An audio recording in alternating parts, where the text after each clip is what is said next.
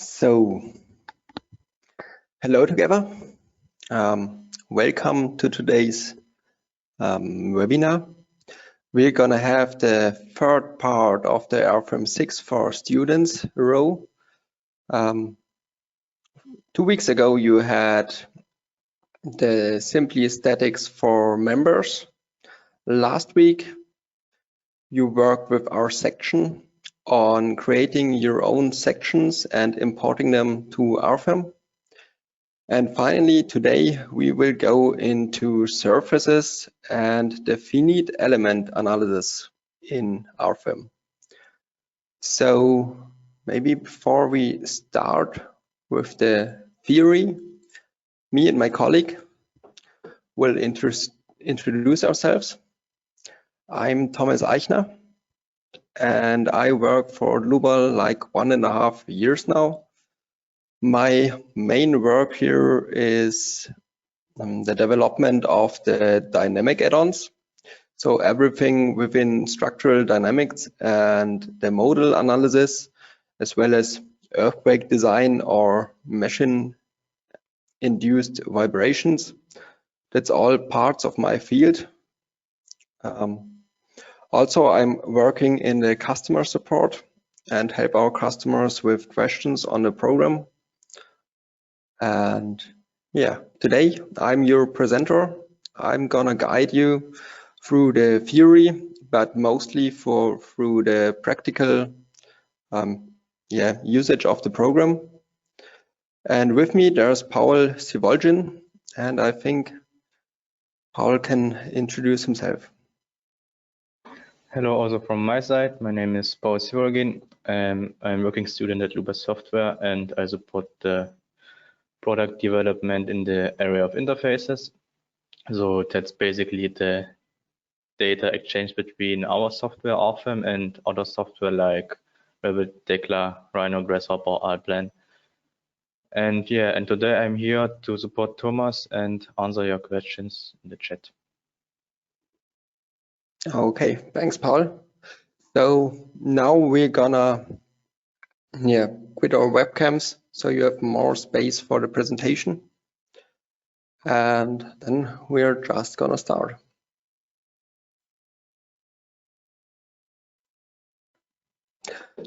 So before we go into theory and into the program, you can see the GoToWebinar panel here. If you need more space for the presentation, there's this button on the top left side of the panel where you can minimize it. Also, if you have problems with audio or anything like that, I hope you don't have it, and if so, you can ask a question. We have this question field here below. You can use it for also for audio problems, but also for questions within the presentation. And in case you have the new GoToWebinar interface, which looks like this, there's the question button on the top side of this black window. And this is the place for your questions. So for today's guideline, we will do the part 3 of the series. It's the introductions into the finite element analysis, sometimes also called finite element method. And in the next 3 parts, so for the next 3 weeks, you will continue with the design chapters of the series. So with the steel design, the concrete design, and the timber design. For today's topic, we prepared a bit of theory, but you don't have to worry a lot because we don't go into depth in the theory. We want to help you understand the method and then just use it in the program with all its features. So this is what we firstly do. We will present you a reminder on the finite element analysis, continued by a simple example, a continuous loop with line supports as well as a area load. In the third part of this webinar, we will go into the plate theory. Again, it will be only in 2 slides, so not too detailed. Next, we will continue with the nonlinear calculations and the options in Rfem, and also how nonlinear calculations are carried out in Rfem.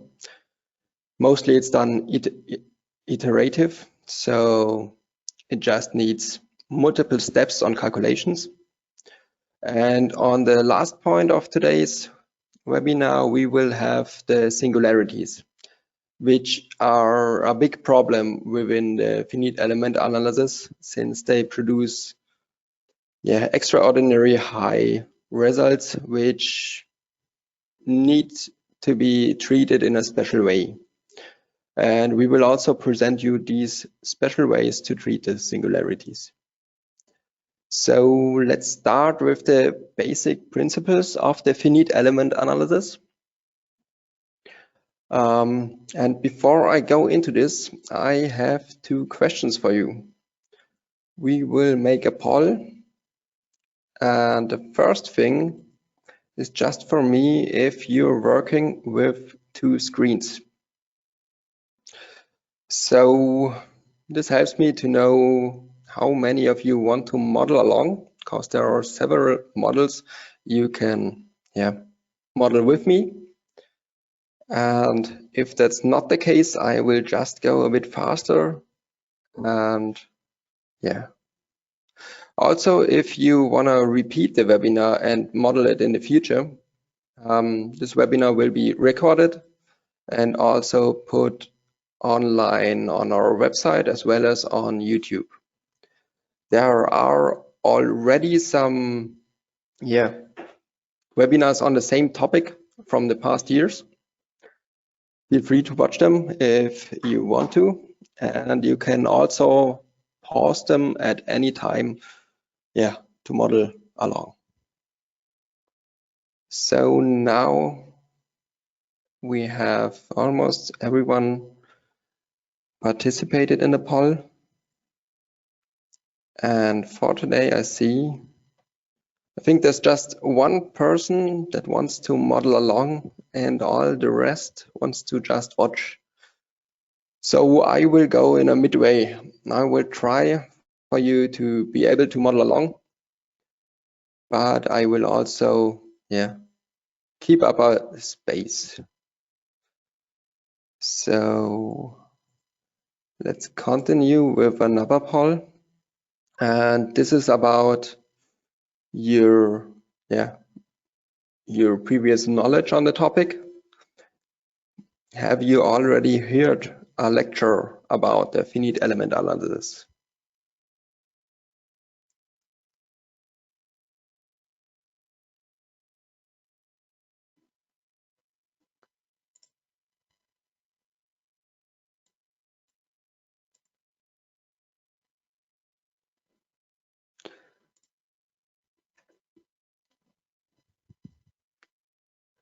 So, okay, I give you like 10 more seconds. I think 2/3 already voted.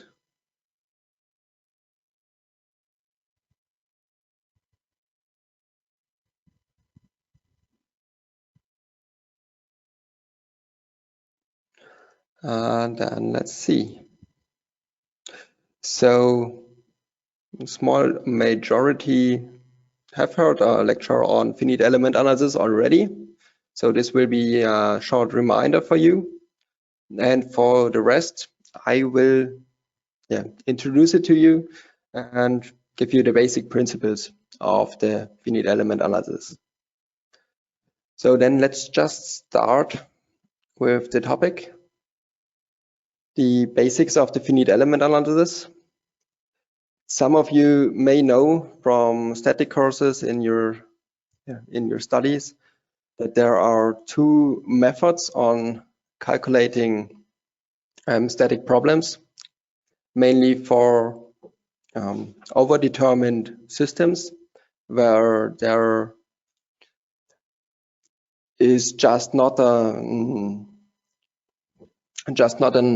single way to solve the problem with an analytical solution. And these two methods are, on the one side, the force method, and on the other side, the displacement method. So the difference between those two is, in the force method, the forces are the unknowns. And in the displacement method, the displacements are the unknowns. So in case of the displacement method, for example, we have our equation systems with the stiffness matrix times the deformation vector equals the force vector. And now we have the unknowns in the displacement vector.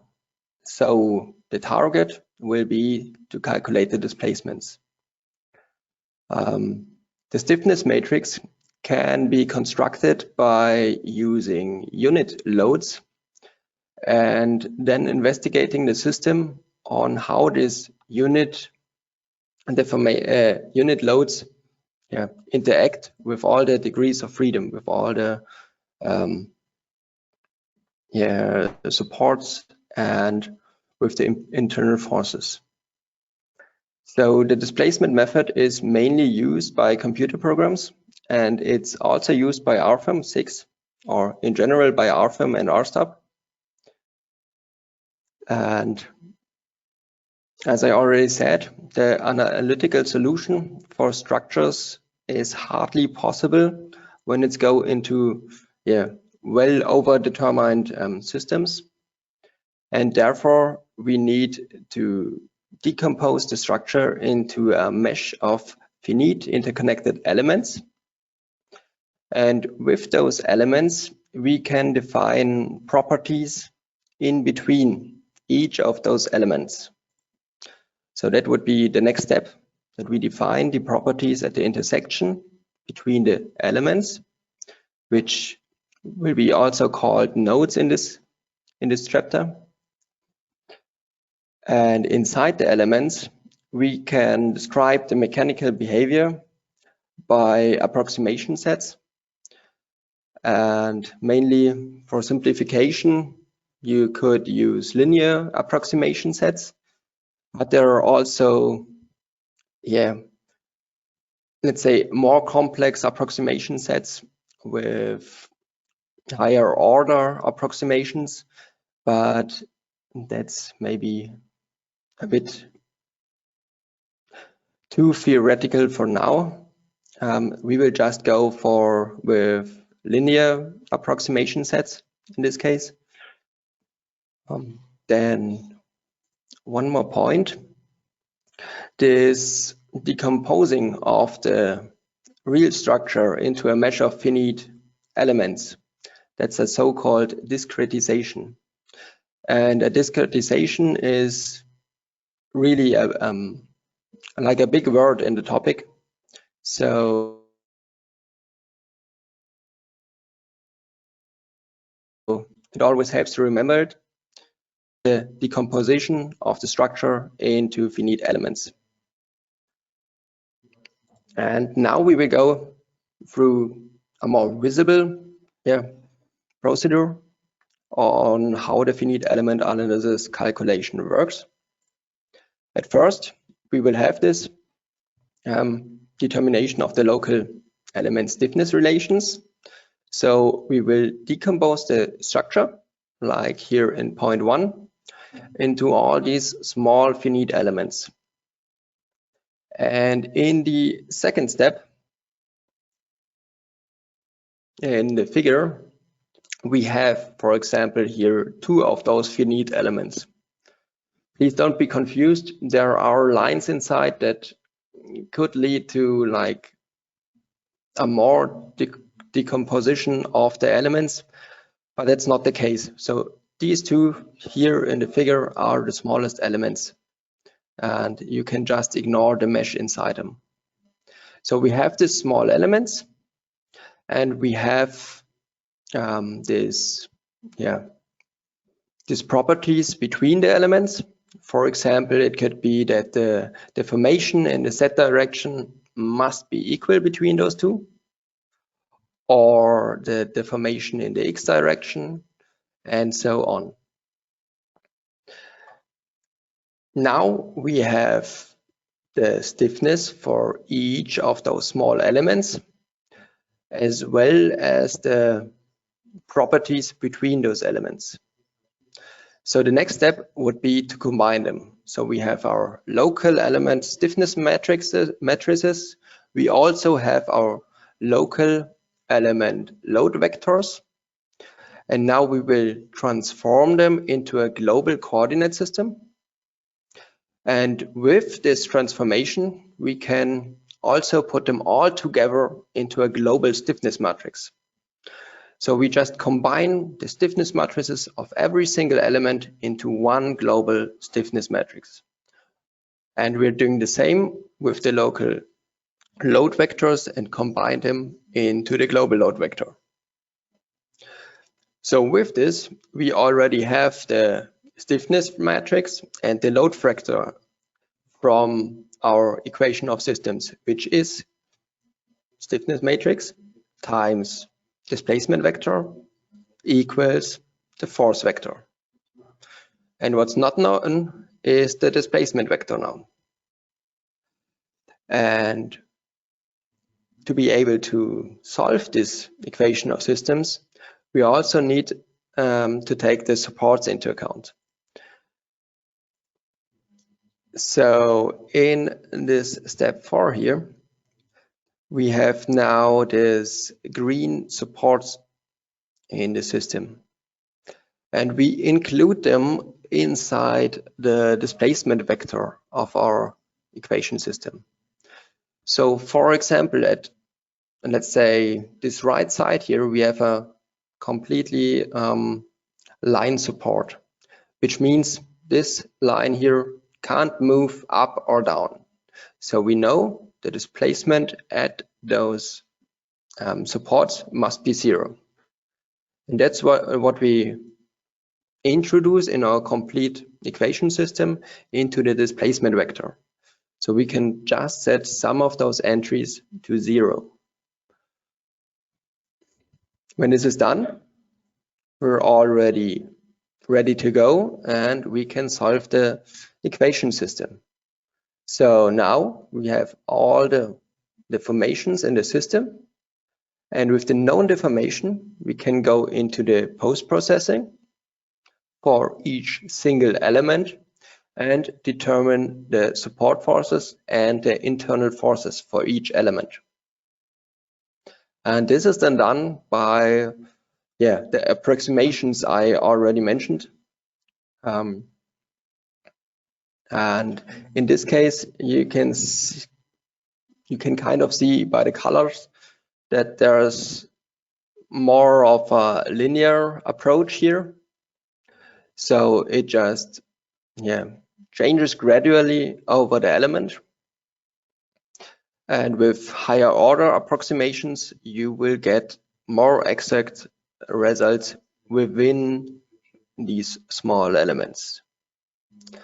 So maybe one additional information would be you can either decompose the system into more finite elements, or you could use more exact approximations of each element. That's like something we need to think about when we try to solve the system with a computer. Since with a computer, it's way faster to solve simple equations, such like linear approximations. And that's why we just use these simple approximations, and we prefer to decompose the system into more finite elements. Okay, so that's enough for the theory. And now we can just start with our example. This is what we will deal with in the next, I think, like 15 to 20 minutes. we will look at a continuous slab. The continuous slab will be loaded with an area load, just simply 10 kilonewtons per square meter. We will neglect the self-weight of the structure, so we will only have a loading of 10 kilonewtons per square meters. And then we will look at our decomposition, which is also shown here. You can see these white lines, which shows these small finite elements. And we will do it in the program that we will use different sizes of these elements, and we will compare the results, and we will also compare those results to a simple beam. So for the ones who want to model along, that would be the time to open Rfem 6, because we're starting to model right away. And that's also what I'm gonna do now. We will go into Rfem 6. So I have a model open already, which we will look later on. And for now, we will go and create a new model. So this would be the button on the top left side of the program. And now we need to think about a name. For this name, I will go for 01 continuous slab. Now we have different options here. For me, it's always simple to use my downloads folder as a project name. I also have different folders where my projects are saved. But since I'm downloading a lot of models and they're always located in the downloads folder, I'm always going to use it as my main project folder. Next would be here. It's the type of model. Mostly we will use this 3D type model where you have the freedom to model along everything you want and consider every 6 degrees of freedom. But for our example right now, we can just use the 2D variant, which means we reduce our degrees of freedom from 6 to just 3. And we will only look a plate or in one plane constructed models. This also results in no solids possible, but solids will be treated in the future. So it's enough for us to just consider members and surfaces for now. When this is done, we can just initialize the model, and we will have white screen, or some of you could have also a black background right here. That's something I always want to show, because for development, for example, I'm working with the black background since it's just more convenient for my eyes. And for presentations, I will always go with this white background. In case you want to change it, you could just go on to right click and then display properties. And here you could go for the background chapter just on top here, or just go for this box right on the left bottom side. Here I will use this white background, which is already loaded, so I don't need to change anything. We can confirm it and go into our system. What I will do next, I will delete every basic object in our system. Now I changed the model, that's not right. So now we're in our model again.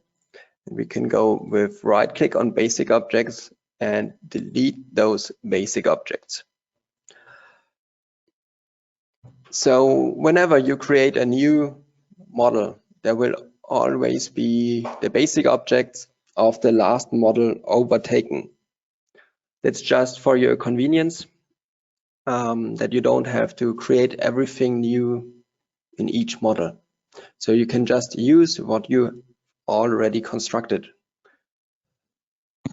And now we will go on and just model along. For me, it's way easier to look from a top angle view. And that means we go here on the top side of the program.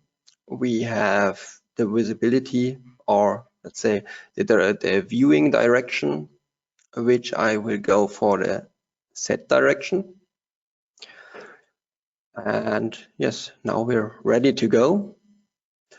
There are several options on modeling your structures.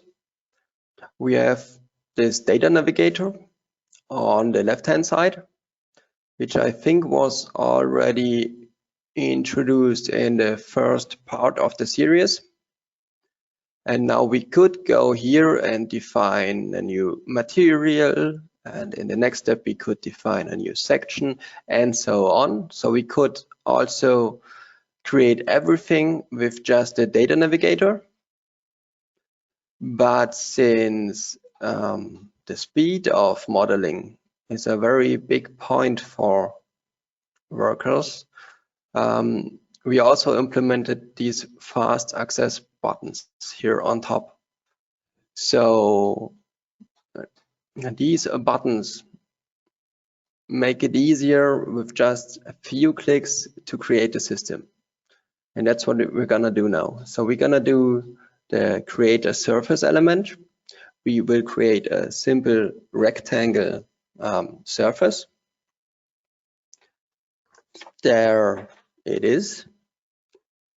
We can go with the presettings right now. The only thing we need to do is we need to create a new thickness. And a thickness is almost the same as a section,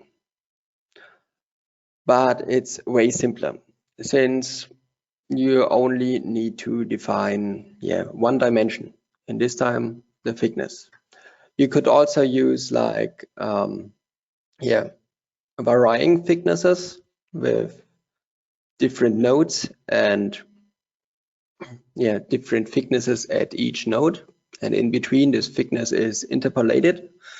But for today we will always go with this uniform thickness, which makes it way more convenient.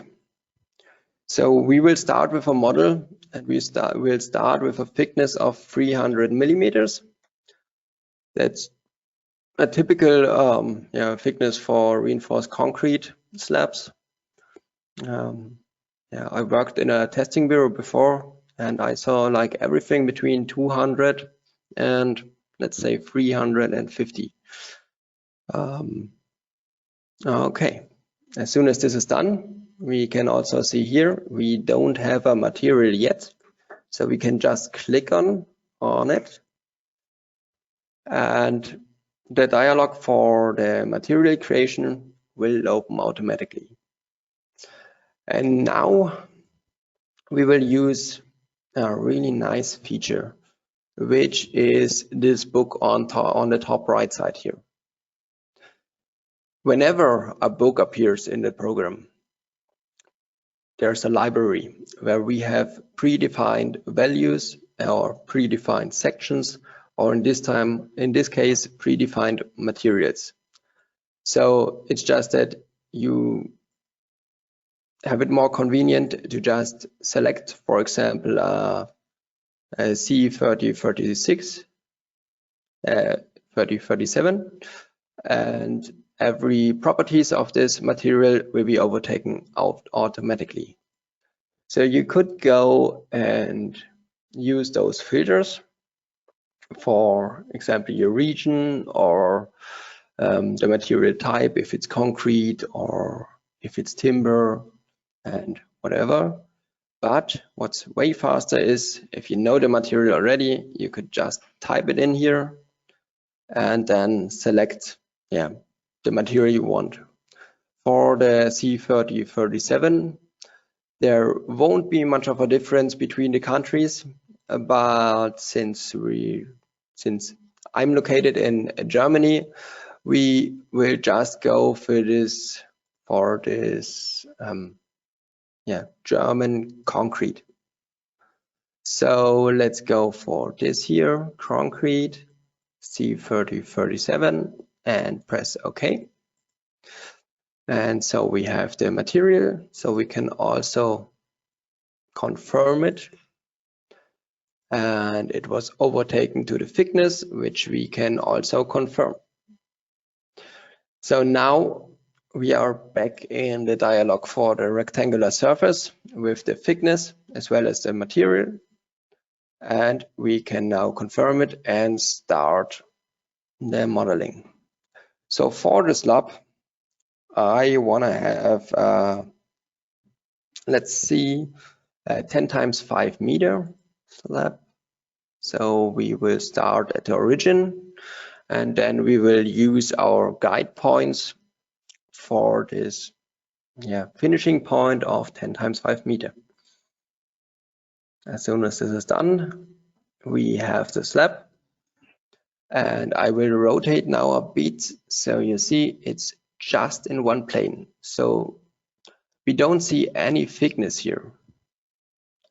And that means that for us in the program, slabs are considered as planar elements.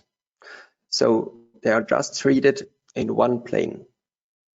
In case you wanna visualize also the thickness, you could go for our visibility navigator, or it's called display navigator. So we go for the display navigator, and there will be the rendering chapter. On the rendering chapter, we have this model, and we can select the surfaces down here, and we can decide how they should be visualized. We can have them with the thickness, so now we don't have only a planar element, or we can also draw the contour lines of this whole system. So we're gonna stay with the filled option, since that's how the program also calculates the object. And now we can go back for the data navigator. So now we have our slab, and maybe you saw we want to have a continuous slab. So we will want to have line supports on each end of the slab, as well as in the middle of the slab.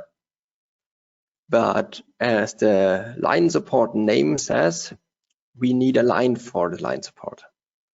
So what we're gonna do is we just create a line with the help of this shortcut on the top left side of the program. We will use it, and we will take the midway of this top line. I canceled it, so just again we will use this middle of the top line and draw it to the middle of the bottom line. And the program helps us because it gives us these nodes of for example, the middle of this line. So we don't have to think about the coordinates or everything. We can just snap to those points and finish our line. Now we can go out of the dialogues via right click and go on with the loading of the system. For the loading, we will have a simple 10 kilonewton area force. So we will create this new surface load with the fast access bar on top. And we will use it just for this 10 kilonewtons per square meter. We will select the surface, confirm it, and that's where we have the 10 kilonewton per square meter now. So the last thing we need would be the supports of the system. So we will go into the bird view again. So this view in Z direction. We will select this line support here on the left hand side. And the predefined one is right for us now. However, I will go into this line support as well, since I want to show you something. And what we did in the start of the model, we picked our model type 2D for plates. And this makes it way more convenient, since also the support acknowledge this. And that means we don't have to care about all 6 degrees of freedoms. We only have the options to change the other 3 degrees of freedoms. So the open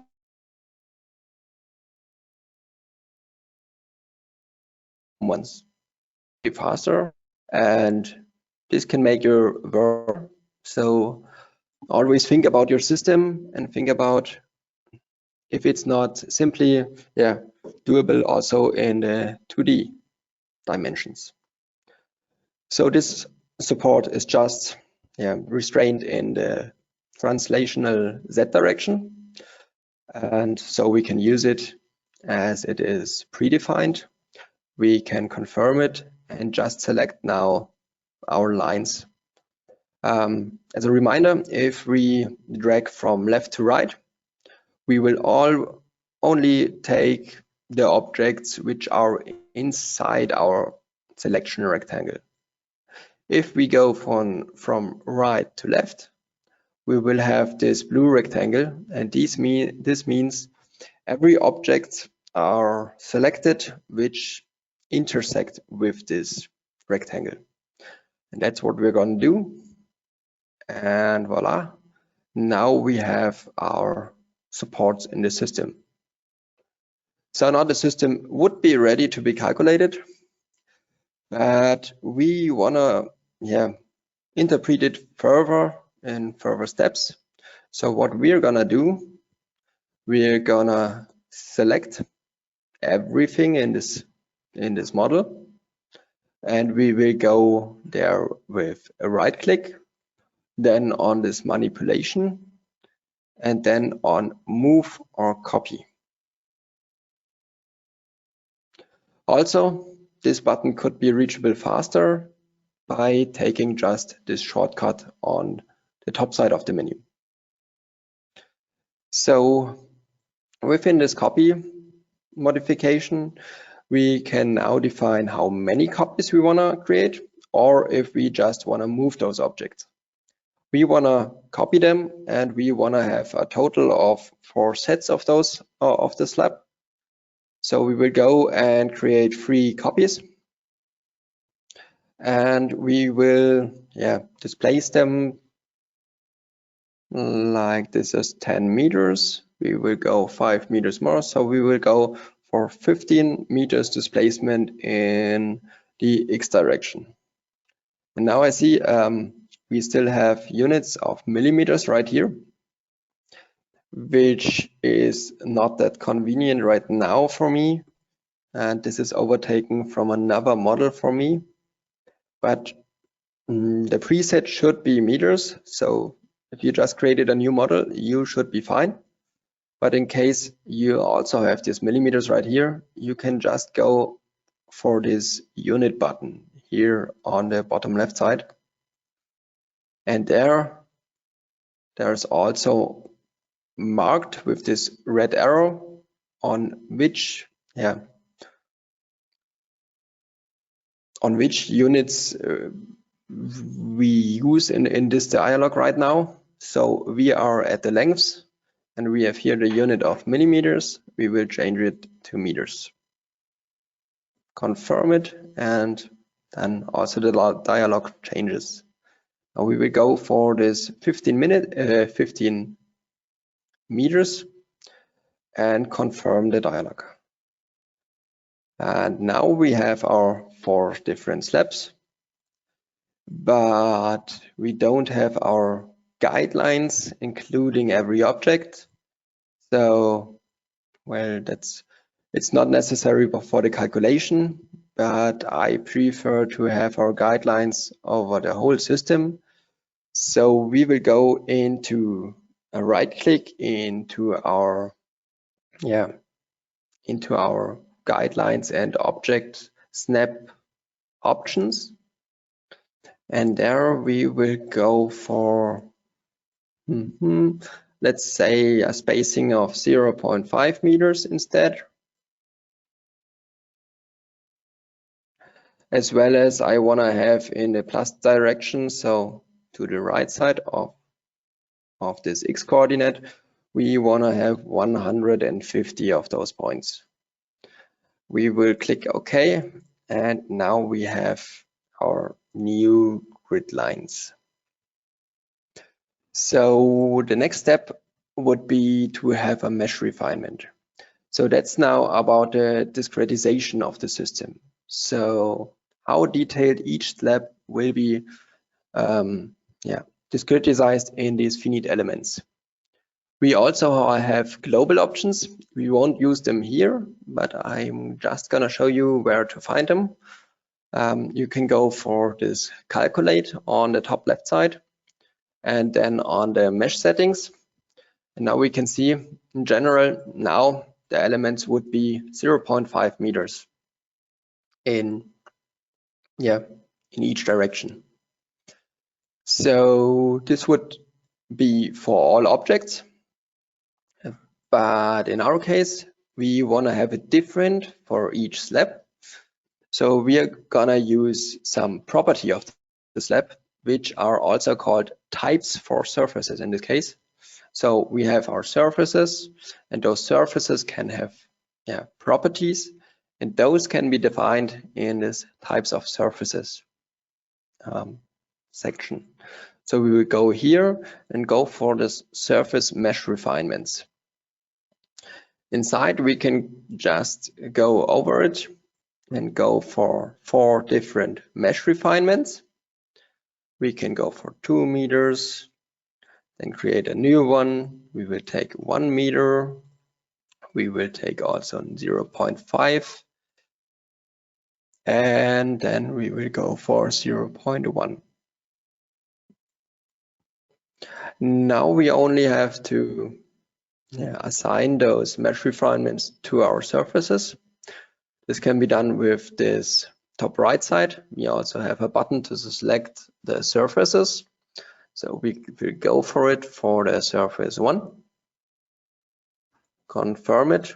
And now see it's now assigned to surface 1. For the other 3 mesh refinements, well, it's simple for us since we have 4 surfaces. So we know this is surface 1, this is surface 2, and so on.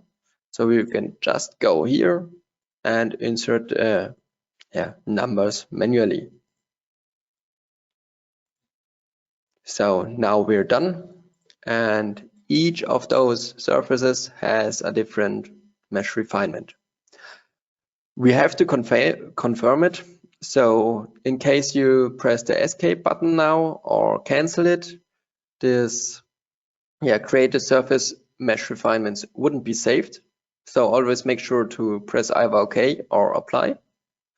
We will go for OK, and we will see the dimensions of this mesh refinements inside each slab. Now for result interpretation, we are also going with a simple slab. No, not a slab, I meant a member. So we will go for this new single member button. And now we're gonna need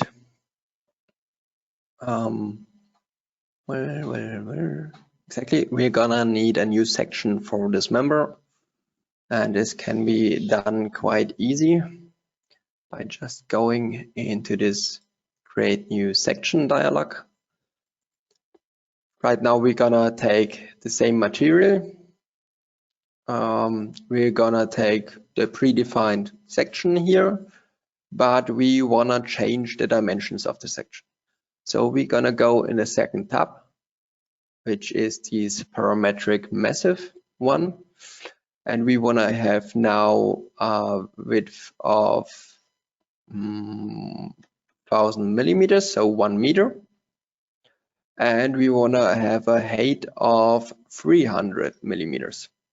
So it's the same height as the slab, but it has a width of 1 meter, since all the internal forces and everything on the slab will be related to meter. So it will be always like kilonewton per meter, or yeah, exactly, kilonewton per meter.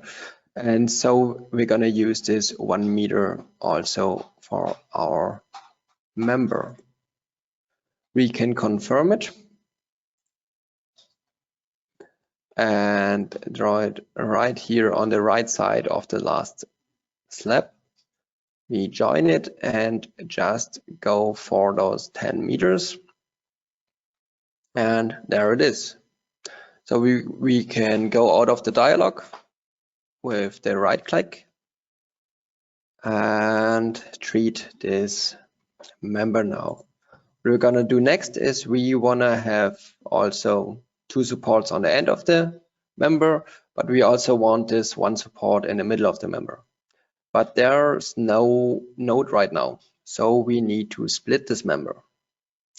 And that's done by right-clicking on the member, selecting these member functions, and then say divide member by n intermediate nodes. So here we can have the pre-selections with 1. So it will just create a node in the middle and split this member. We also have another option to create an on-member node, which is quite helpful. That means the member won't be split into 2 members, but we will have a node on it to assign nodal loads or nodal supports. That's what we are gonna do. We're gonna create this on-member node and click OK. And now we can see this 1 node in the middle. With the pre-selections, these on-member nodes should be blue. So just to have a difference between normal nodes and on-member nodes. And now we can go on with the definition of our nodal supports. We will go into this nodal support, and this one seems okay. But one more problem, it also seems that no rotation is restrained right now. So we will go into this hinge. Since there's one more problem, this slab could rotate about its own axis, so about the x direction. So what we need is we're gonna restrain also the rotation about its own axis. And this is what we confirm. And now we can select our nodes with this button and just go for every node of the slab of the member. Confirm it, and there we are. Last thing to do would be the force, and this time we will go for 10 kilonewton per meter and select the slab to apply it. In case you did split this member, you would have to select both of the new members. So now we're almost done. I just remembered we also want to have a better comparison between the slab and the beam. So for this, we can go into the material. And in the material, there's this so-called Poisson's ratio. This Poisson's ratio means, it's better explained later on, but simplified, it just means the interaction in, if like the four internal forces are moving in the x direction right now, it also impacts the internal forces in the y direction, and therefore it's, yeah, it would lead to more different results inside the slab than versus the beam. So what we want to do is we want to set this to 0, but for editing this field we need to activate our user-defined material. And this enables us to modify everything in the material. So we can go for the Poisson's ratio and just set it to 0. When this is done, we can confirm the material. And we can go for a last thing, and that's a result section. So for the visibility of the results, we want to have a section in the middle of the slabs, which intersects every slab just in the middle. So we will find this these result sections just in the special objects of the data navigator. So we will go double click on the result section and then go with the predefined settings here. Means the section will be cut in Z direction, and we just have to define 2 points, which can be done with this button here. So I will go in the Z view again and just select the middle of the most left slab, and as a second point I will select the middle of the most right slab. Confirm it, and now we can see there's this section 1. Perfect. Now we're ready to go into our load case, which is just this self-weight load case. Per default, we always consider self-weight, at least in this self-weight load cases. So for us, we can just go and deactivate the self-weight, since we only want to have this 10 kilonewton per square meters or per meters for the beam to be considered. We can press calculate or first confirm it, and then calculate it. And yeah, I will just go for this show results.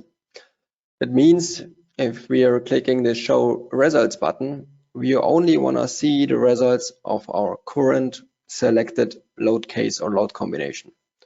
Means there's only one load case calculated, which can simplify or speed up our progress right here.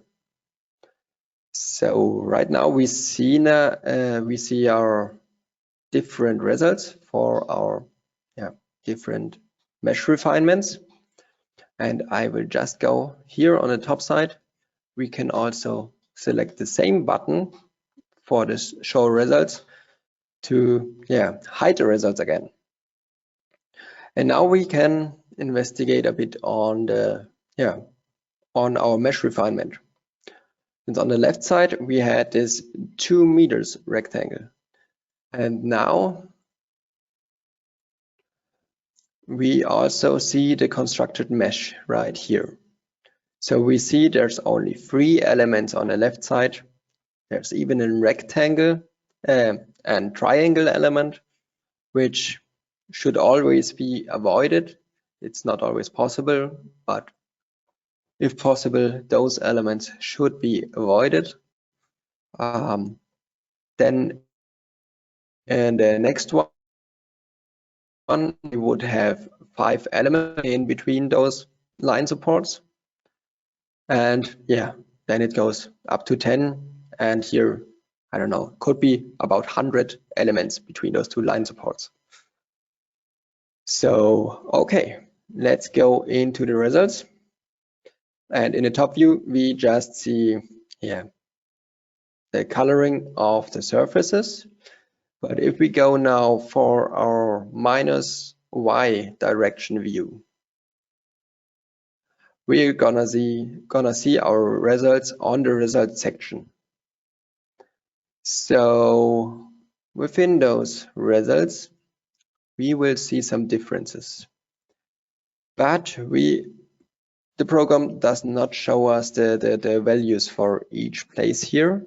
So we will go for here on the left side on this result navigator. We will go for our result sections and then pick our local extremes. And now we have the values for each system.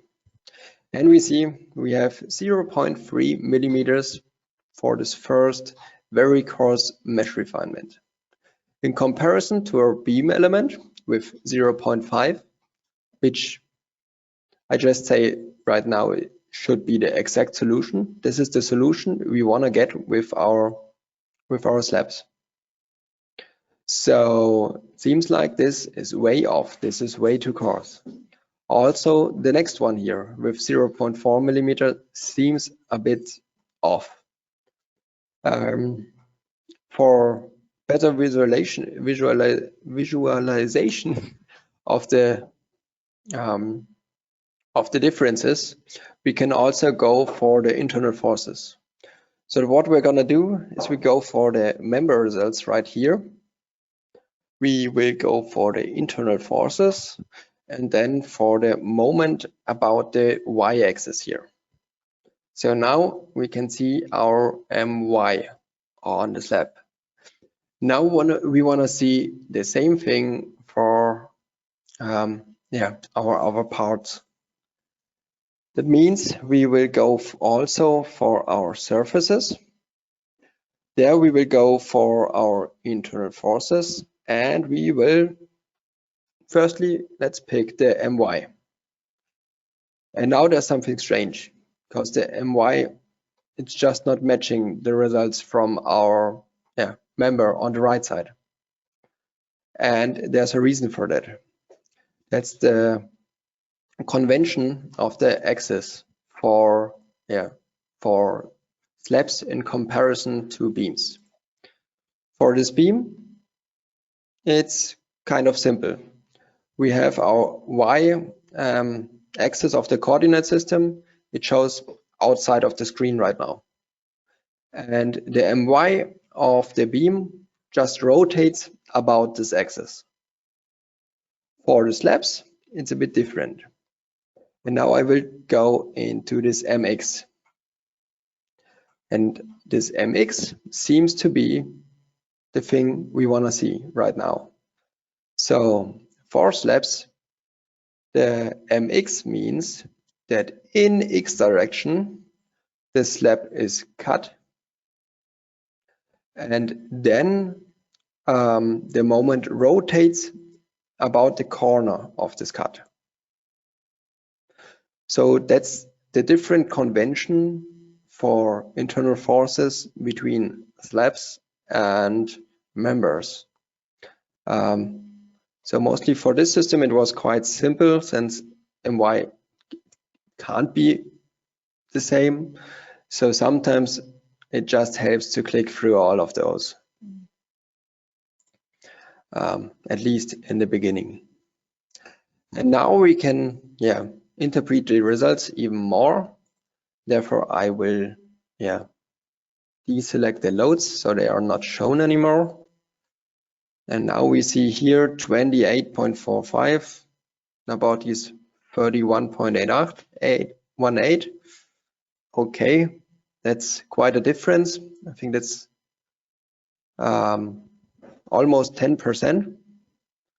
And for the other ones, it seems quite better.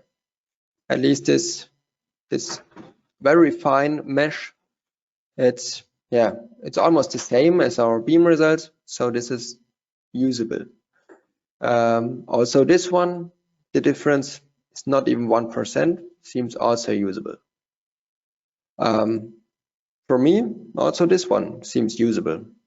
like the difference seems not that high. It's like 0.7 kilonewton meters, which would result in, I guess, like 1 or 1.5%.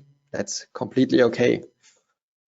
But now we also want to see what's the difference in the location of these maximas. Because what we can see right now is we had 3 elements in the first lab. Can show it again, Z direction. You can see we have here 1, 2, 3 elements. And we also only have the results at the intersection of 2 elements. So what now, if, for example, in this case, the maximum would be in the middle of this, of this field. Then we could not have the maximum result with a coarse net. That's why we always need a fine enough a mesh for right results. And I learned in my studies, rule of thumb, that we would need 6 elements per span width. Means 6 elements between the line hinges, or 6 elements between a change of force. Let's say we would have a line force right here, and it would also be better to have 6 elements between this node and the line force. Okay, so that's all for this first introductory model right now. And now we can go on with a new poll. So one more thing as a kind of fazit of this whole mesh refinements. These finite elements should always be as fine as necessary and as coarse as possible.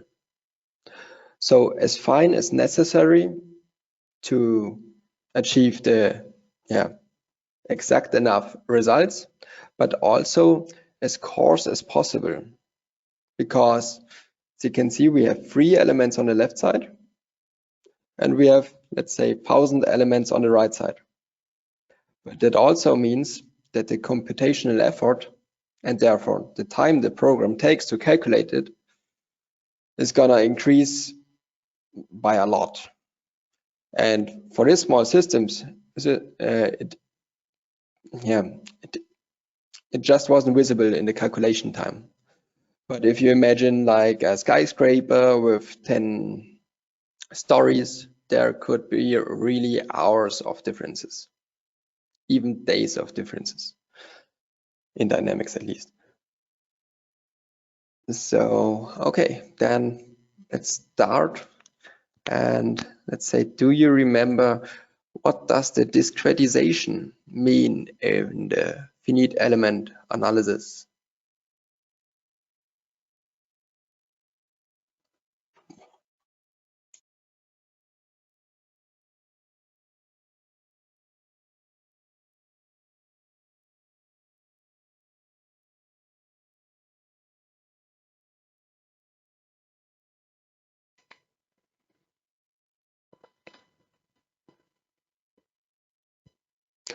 Okay, now we have a half of you have voted already.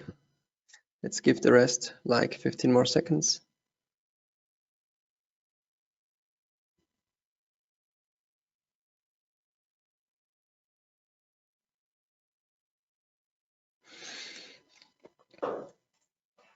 Okay, then let's close it. And yeah, the most of you were right. So the discretization means the decomposition of the structure into finite elements. Perfect. So let's just go on with another poll. which I just mentioned at the end, and it is the FE mesh size should be, and please pick the right answer.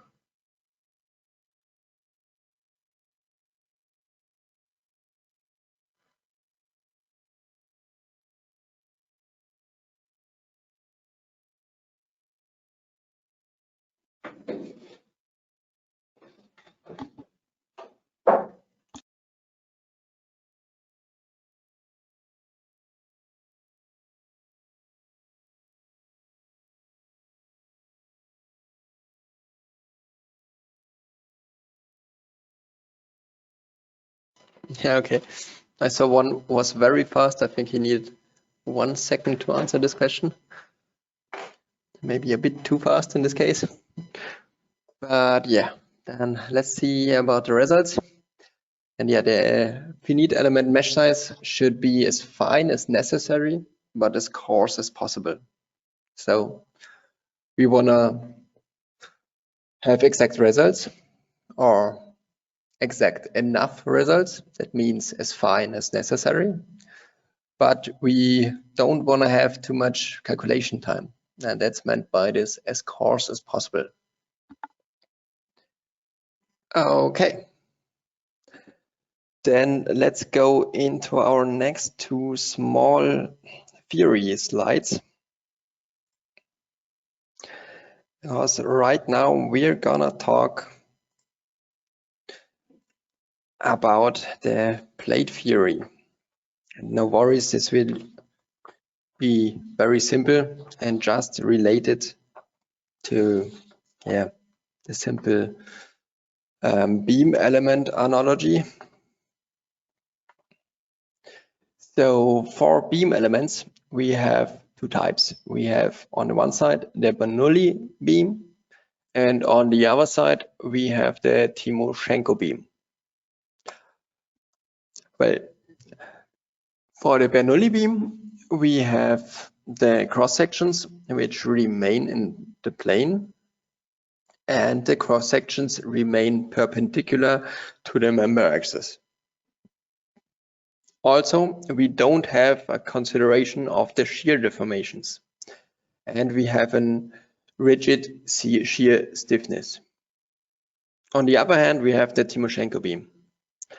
And the main difference is that the cross sections don't remain perpendicular to the member axis. I will show this in a second. And we have a consideration of shear deformations, which means we will have bigger deformations due to shear than in the Bernoulli beam. Means we have this VBX, which is the deformation of the Bernoulli beam, plus this extra shear deformation. Also here this short comparison. For the Bernoulli beam, we also have this right angle between the axis of the beam and this section cut. But for the Timoshenko beam, we now have this shear angle introduced, which shifts our cross section now from our middle of the section. And for plate elements, it's almost completely the same. We have on the one side we have the Kirchhoff plate theory, and on the other side we have the Reisner-Mündlin theory. That means the Kirchhoff theory, it's geometrically linear with small deformations. Also the Reisner-Mündlin.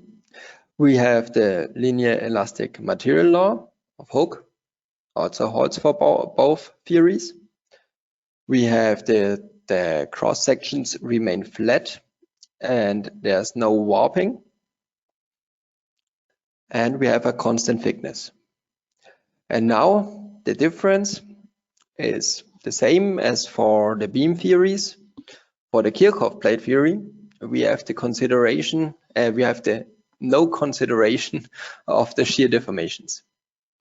And for the Reisner-Mündlin theory, we have a consideration of these shear deformations, And additionally, we also have the consideration of transverse and lateral strains, which means I shortly mentioned the Poisson's ratio before, and that's meant with this consideration of transverse lateral strains. That can be shown here. If we have a tension specimen, which is just pulled at both sides, then we would have, we could strike out this term mu times epsilon x for the Kirchhoff plate theory. But for the Reisner-Mindlin theory, we also have this Poisson's ratio inside, which means we will elongate this beam, and with this elongation we also have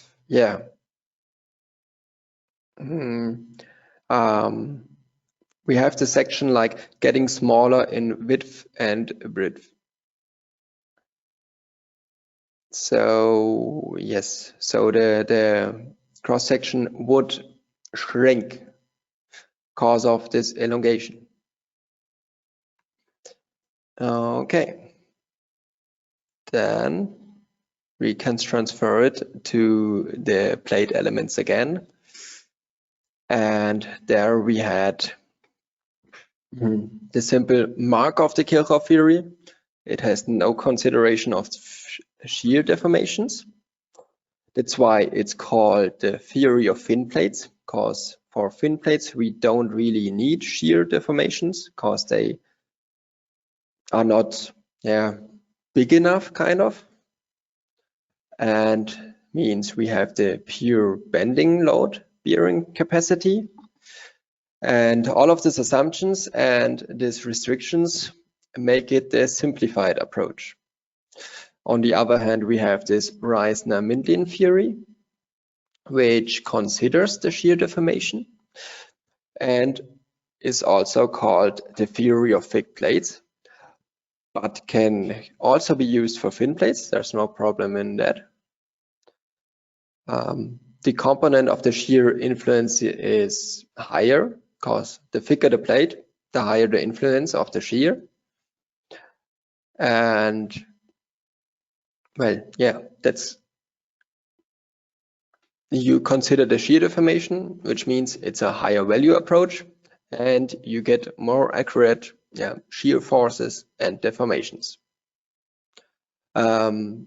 So the Kirchhoff plate theory should be used or can be used for really thin plates. As soon as you have thicker plates, you should always go with the Reisner-Mindlin theory.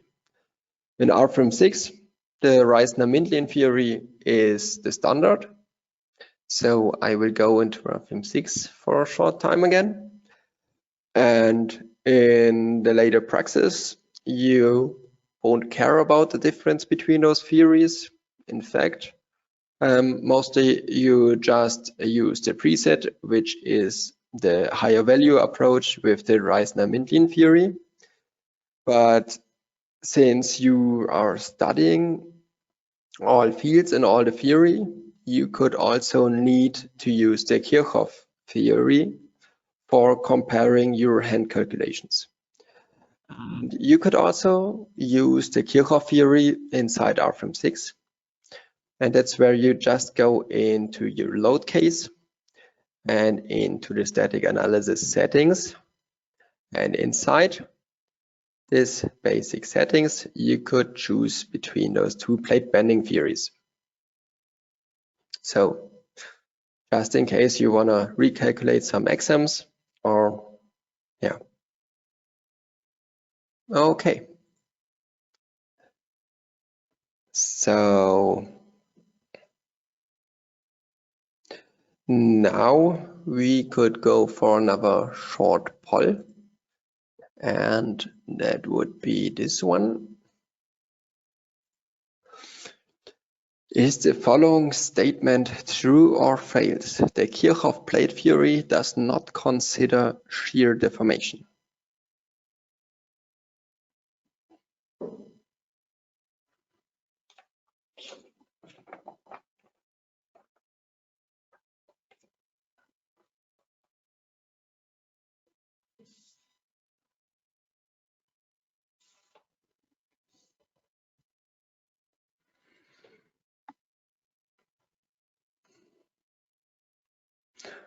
Okay. I think more of you 2/3 voted already.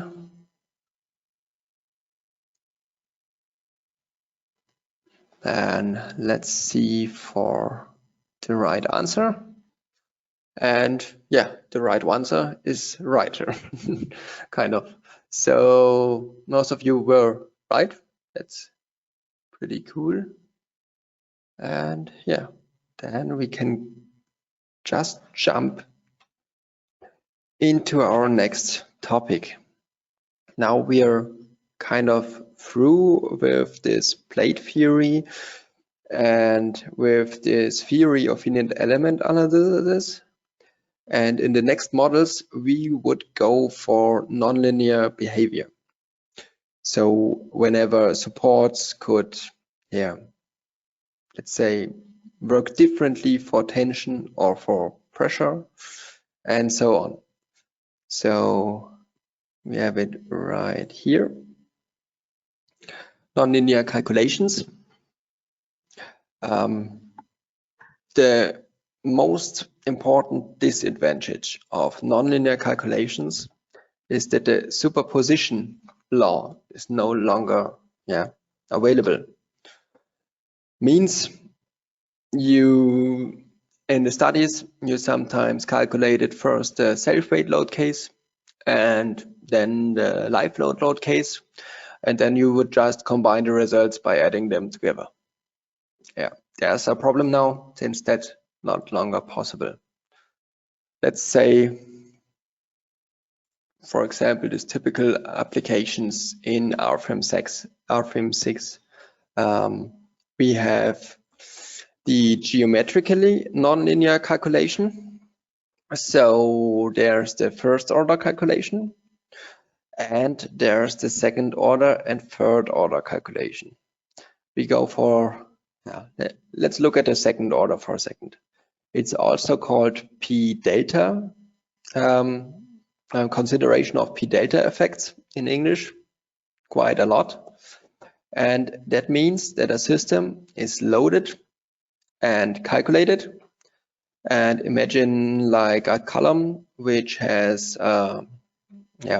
point force in Z direction, so in direction of the column, but also a small horizontal load.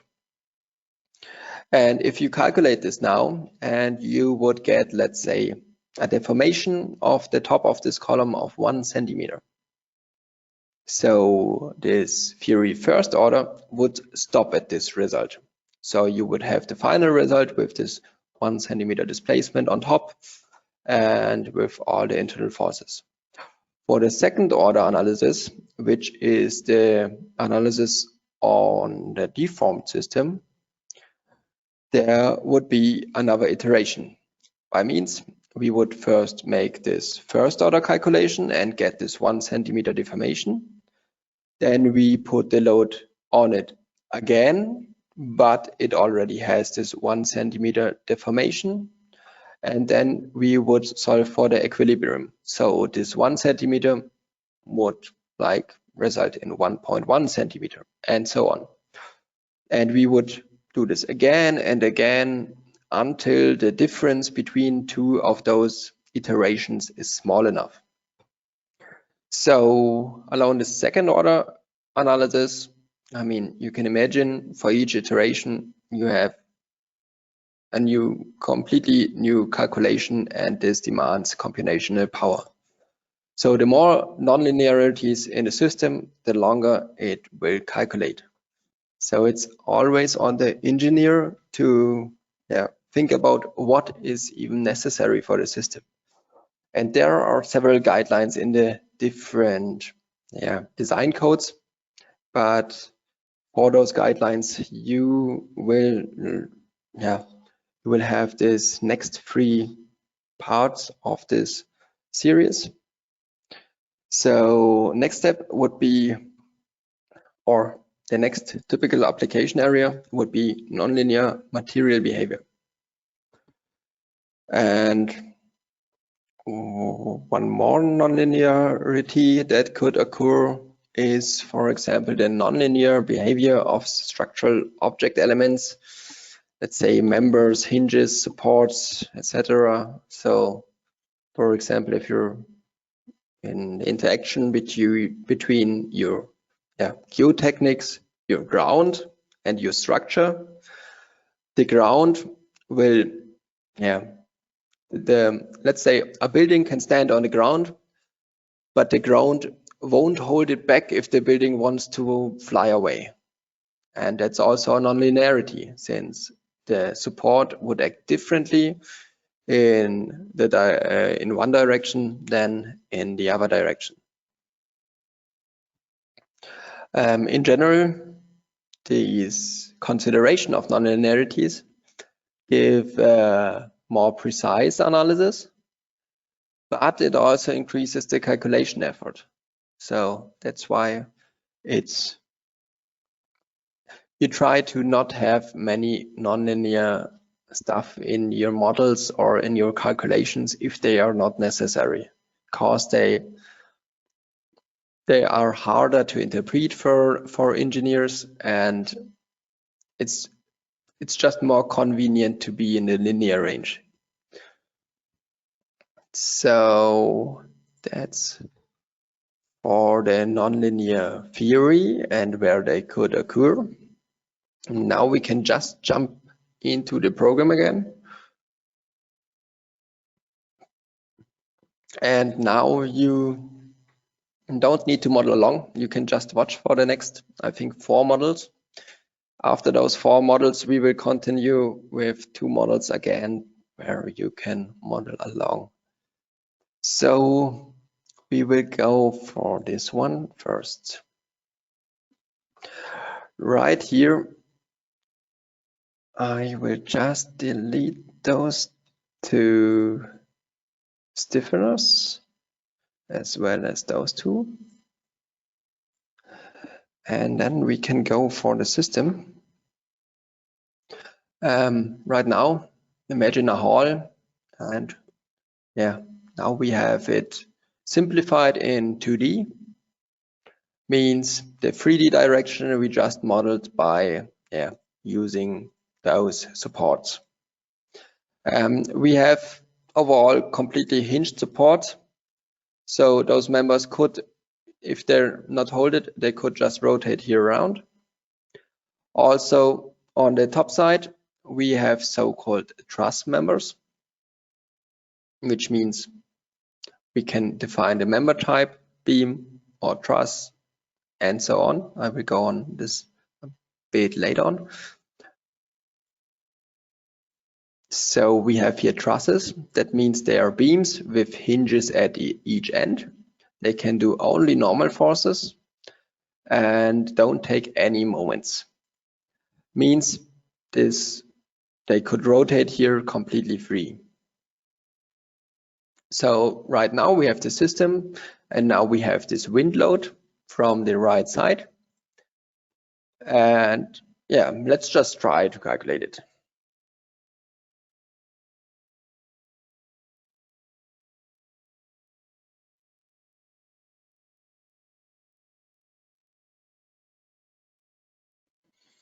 Okay, and it seems like there's an error.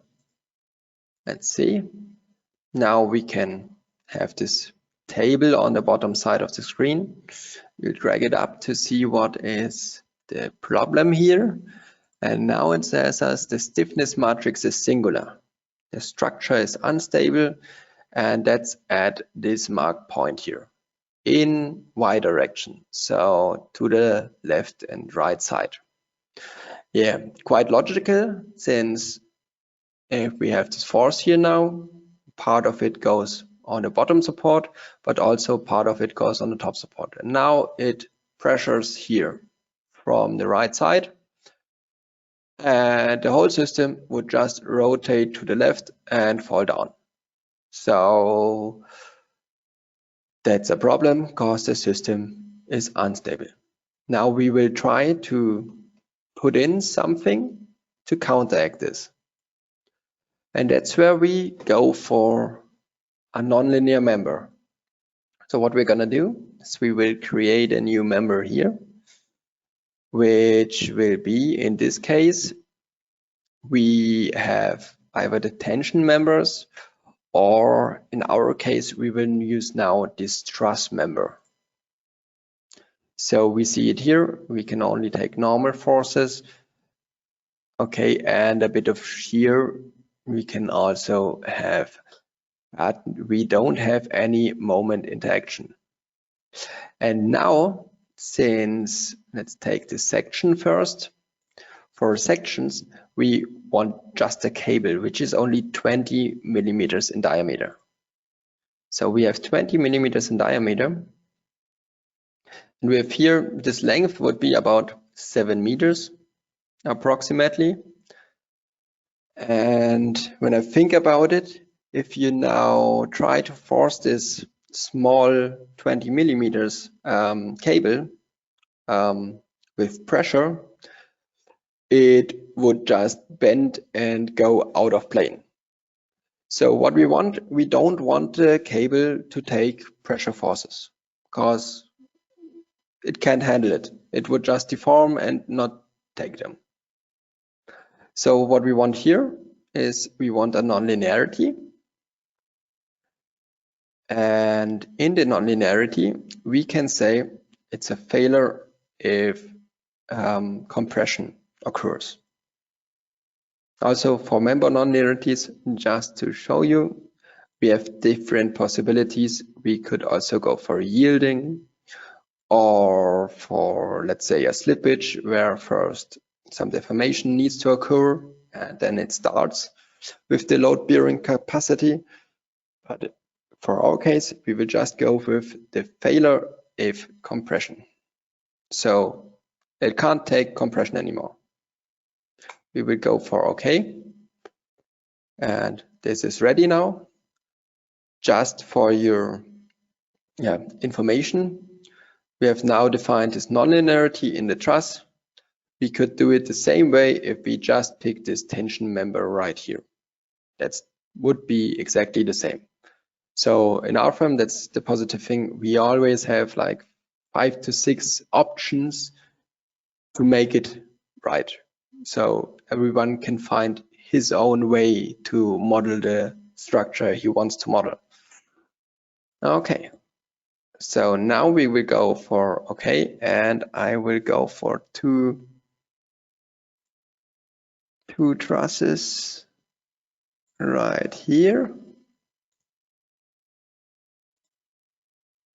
as well as 2 trusses right here.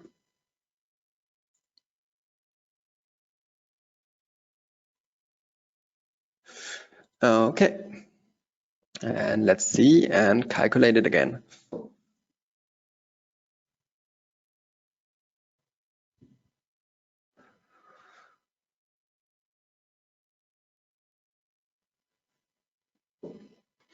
Okay, and now we see we have here now the force, and I will also show the normal forces here. Let's go in this time the X visibility. Okay, now we can see we have here one beam. Maybe you can see it. This one is gray right now, and gray means this this member got deactivated since it got compression. It would have gotten compression, means now it doesn't do anything anymore. And these other 2 ones, those are on tension. So a positive normal force is tension, and a negative normal force would be compression. But now we have it. We have this, if we split this wind force into 2 point forces, it would be one on the bottom side, which goes directly into the support, and one on the top side. And this top side force would go this way, and then it would be held back, and then it's held by tension back to the support again. So yeah, that's for this example. Then let's just continue with the next one. And now we will go for this geometrical nonlinear stuff. Like we have this first order calculation and this calculation with p delta effects.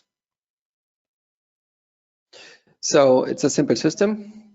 We just have this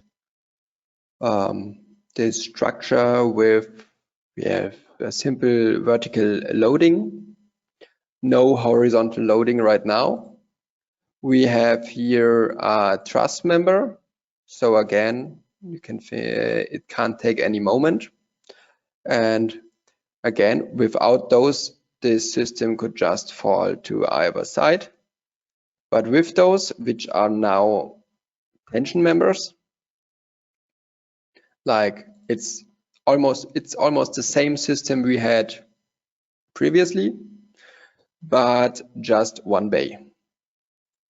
And now we will go, and let me just look up. I will go for, let's do first this theory first order, so geometrically linear, and calculate it.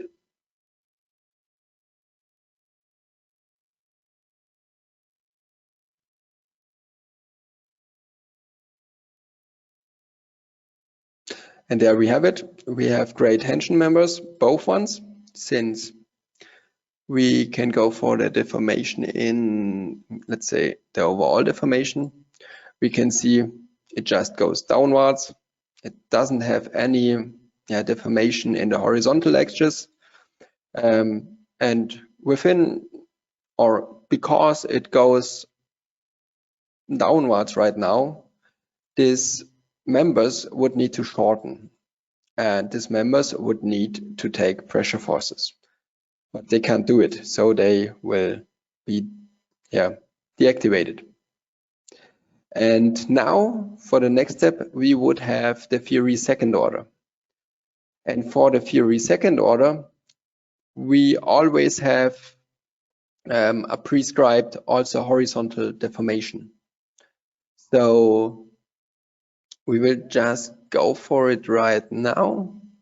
Let's go in the second order. And I just wanna, okay, perfect, that's okay. We're gonna calculate it.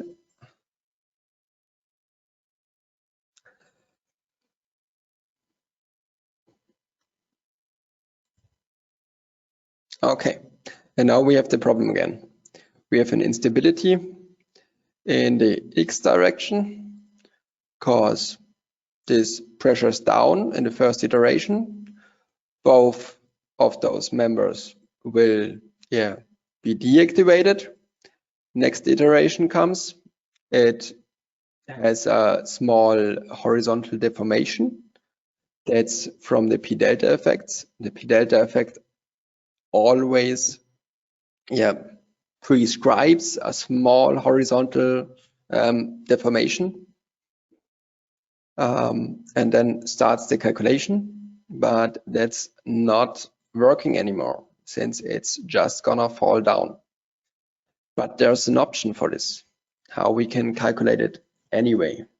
Since the thing is, in reality, it could deform downwards, let's say, and even if there is a horizontal force, let's say, and it deforms to the right side, both got deactivated, but then there will be a point where this one member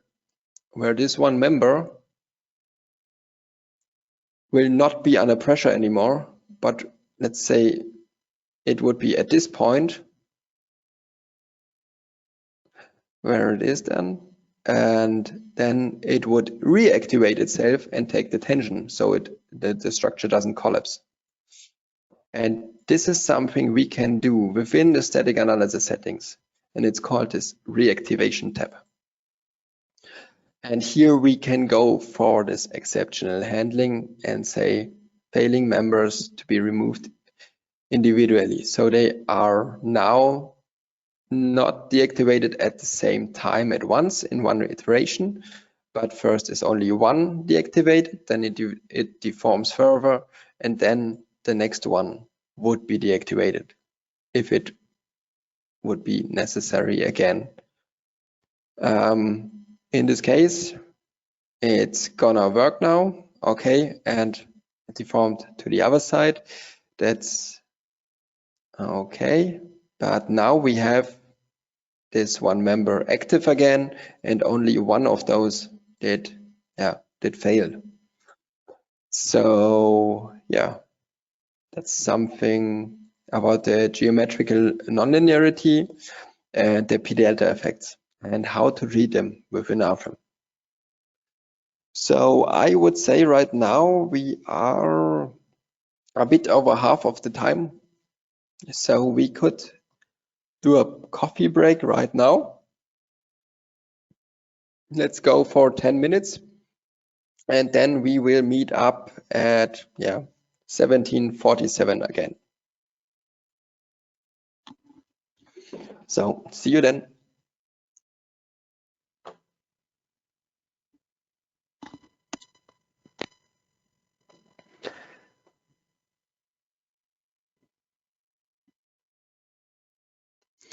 So welcome back. So now we're gonna continue with our next nonlinearity.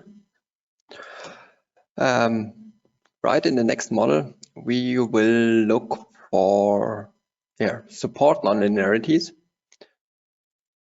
Means I prepared a model for it right now. So we have here a cantilever, and on top of this cantilever we also have a beam. And in this first modeled object, we have just normal support, which has no nonlinearity and which is just fixed in the translational directions. Also, we have here, let's look at it in the wireframe model, we have here a nodal load on this point here of 15 kilonewtons. In the next model, we have exactly the same model, with only the difference that we now have a nonlinear support here. And within this support definition, let's go into it. We have said for this x direction, so in the direction of the load, that this support should fail in the case of negative forces in the x direction. And for comparison, I also did the same model again, but with the force from the other side. And now let's just look at this results. Let's calculate this in a second.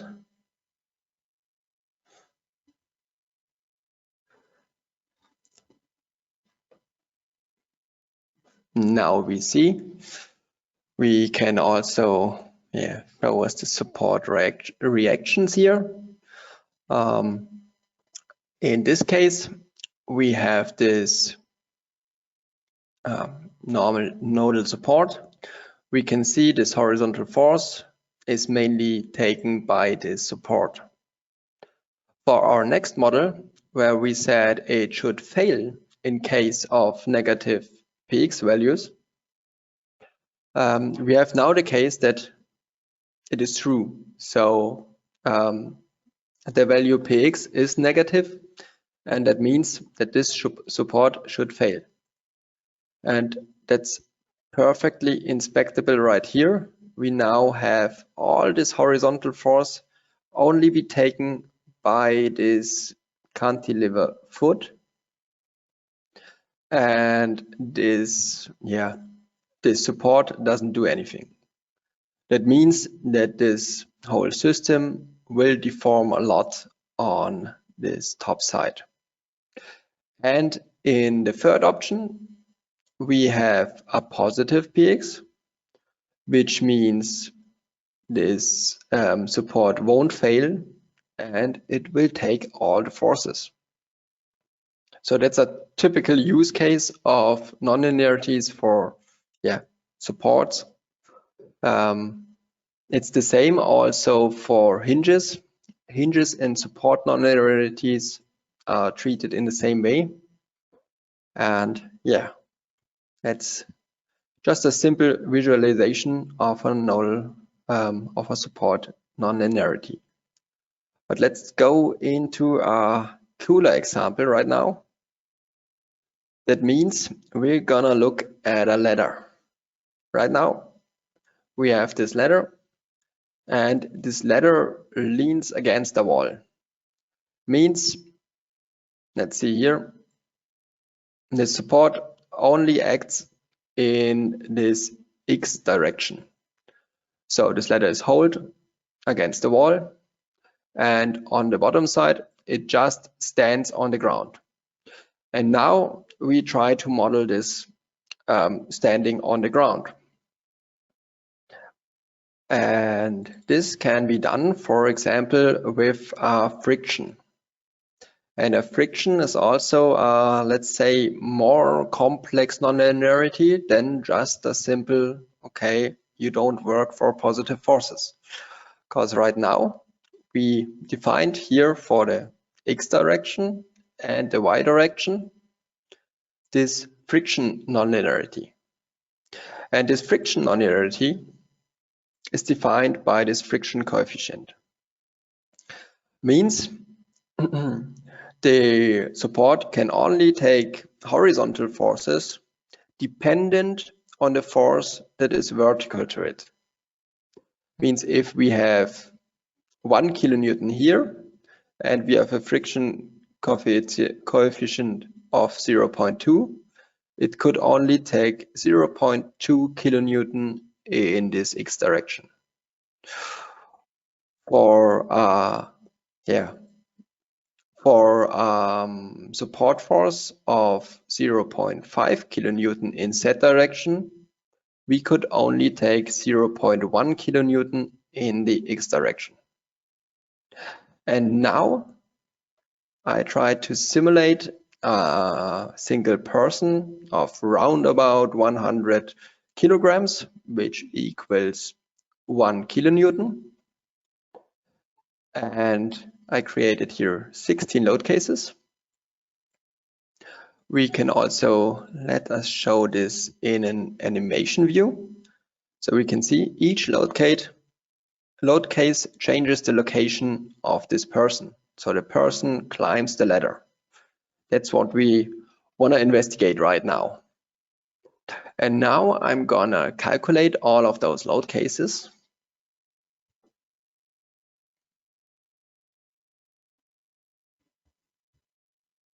And we will see each load case can be calculated at the same time since they are distributed over all the processor cores.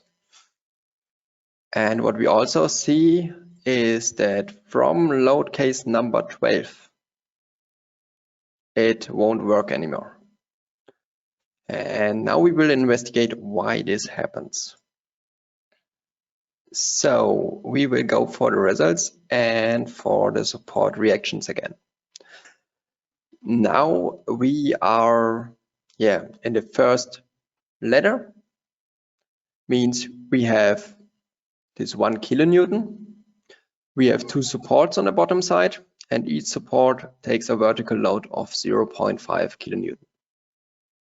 So we had this friction coefficient of 0.2, which means with this 0.5 kilonewton in Z direction, the support can only take 0.1 kilonewton in the X direction.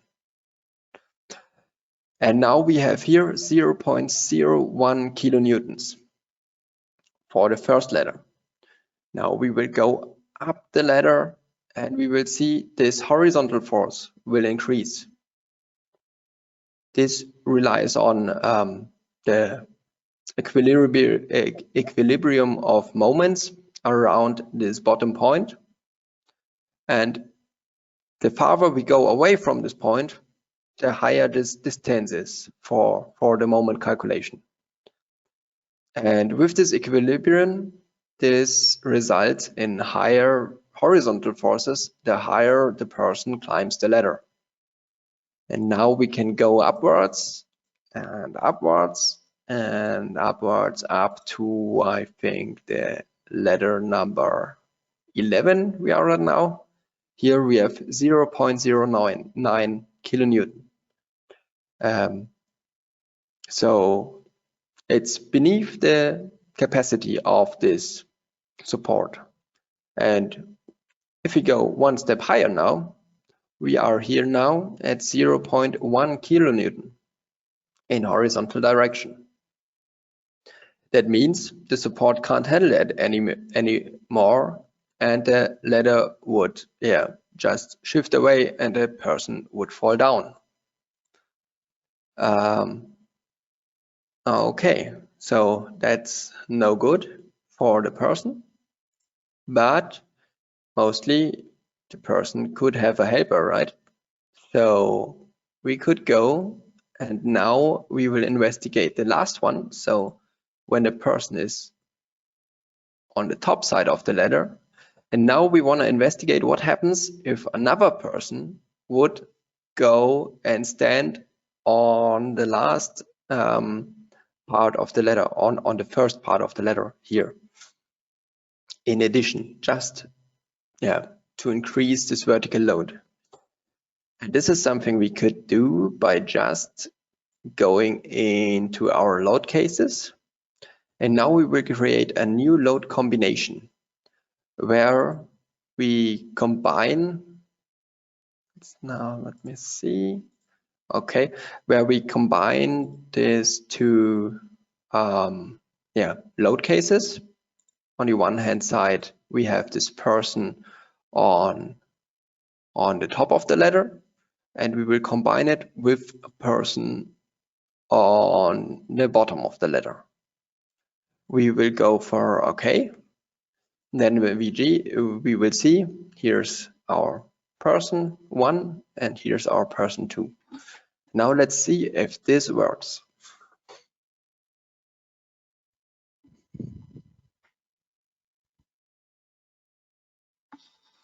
Okay, and it seems like it's working. So now, why is it working? That's quite simple. We now have this horizontal force of 0.14, which is bigger than our previous limit of 0.1. But the difference is now we have 2 times this vertical force in total of 2 kilonewton. Means we also have the support reaction of 1 kilonewton per support.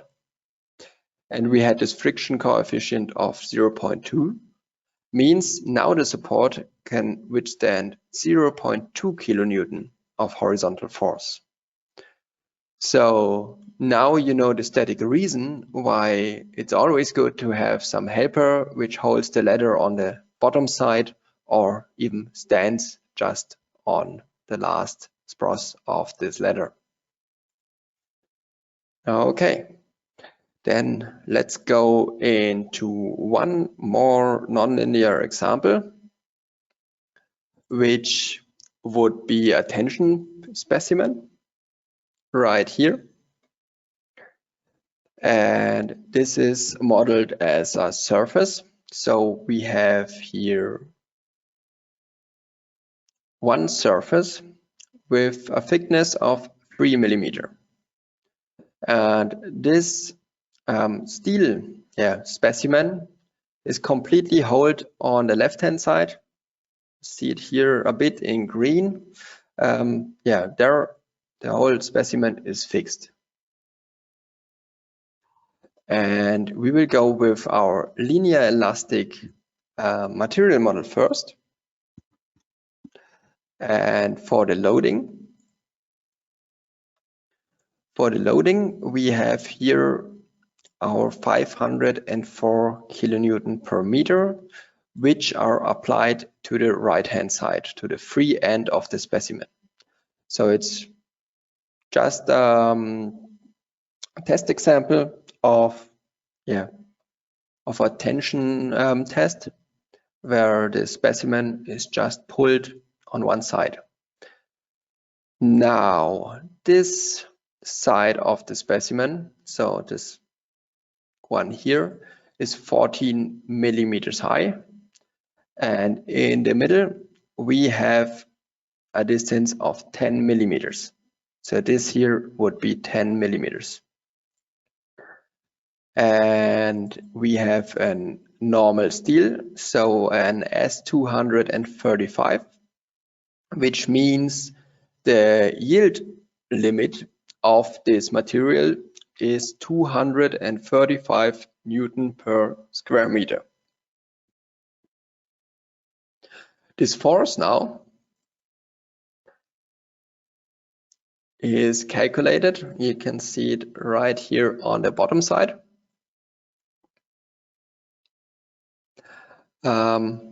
It's calculated vice versa. We have taken this depth of, also the thickness of this specimen, so 3 millimeters times those 8 millimeters, times those 10 millimeters. We can see it right here. And those are now multiplied with our yielding limit, and with this calculation we result in our force, which is applied to these 14 millimeters line. So in the end, this force equals exactly that. This line here reaches the yielding limit of this steel.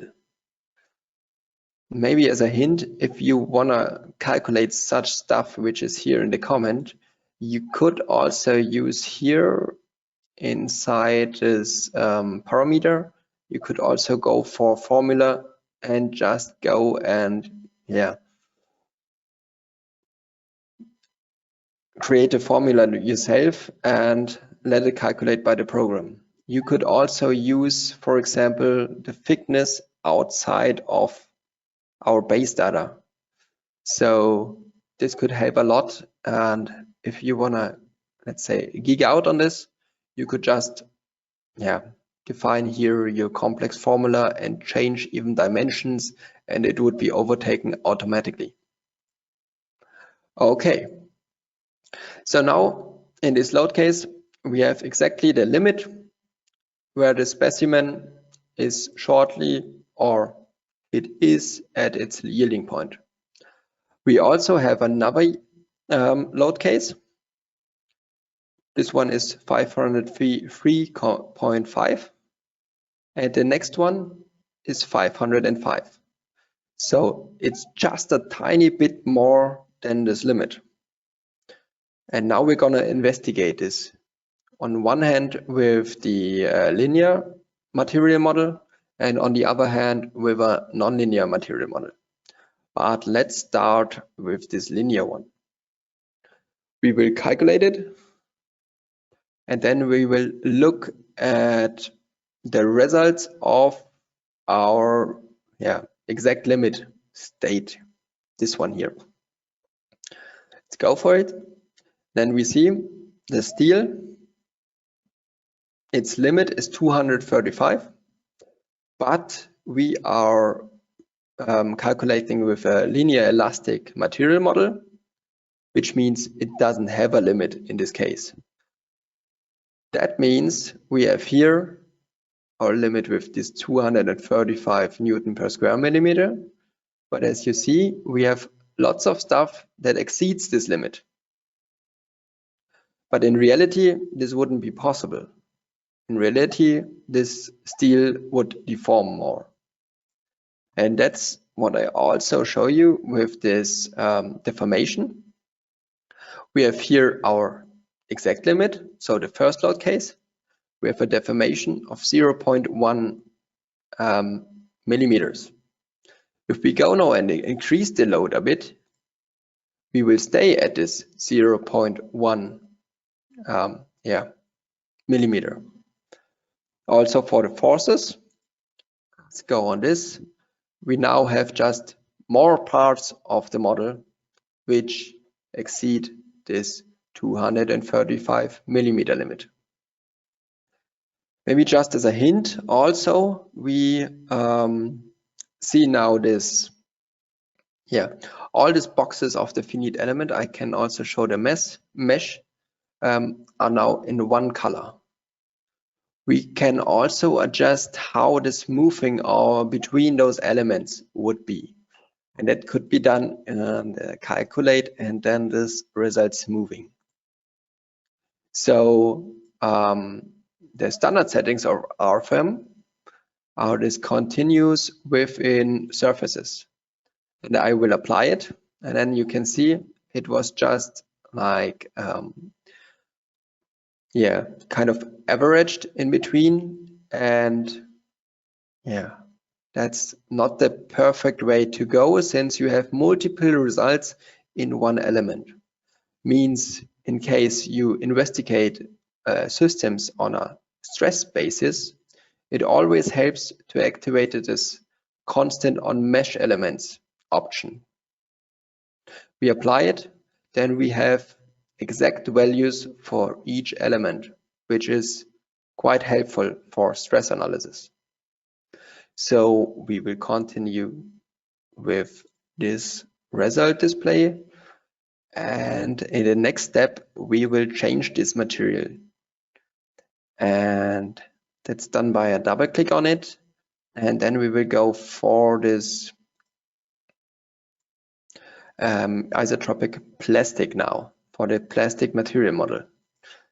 Let's see what it means to have a plastic material model.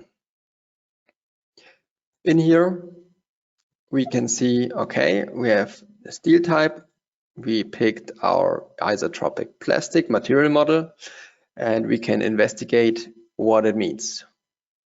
So here we have it. We have our bilinear curve. We have this initial stiffness with our E modulus, which is shown right here. The typical E modulus for steel, 210,000 Newton per square millimeter. And in our elastic model, this would be just going all the way up and never end. So for this plastic model, on the other hand, we now have a change in the stiffness as soon as this yielding stress is reached.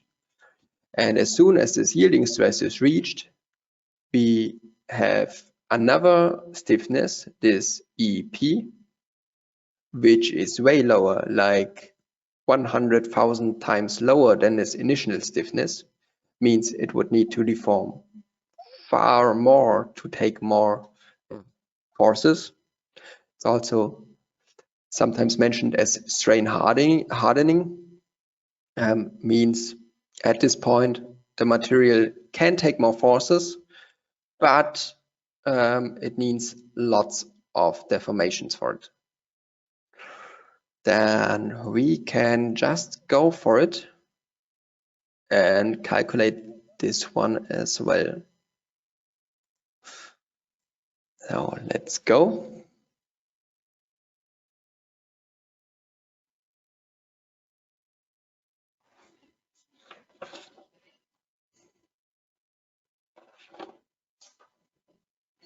And there we are. So now we are again in this first limit case, in this first load case, which is where the material just reaches its yielding limit. And now we see here we have nothing really above. We have 1.12% of the overall elements. These are these in the middle ones, which exceed this yielding limit. So now it seems way more exact. We can also go and let's go with a double click here and say, oh, Okay, I did that already. I now limited my own like upper limits here. So I inserted here my customized limit for the top side, and that's right here. And we see 1.12% of the elements exceed this limit. If we put it the other way around,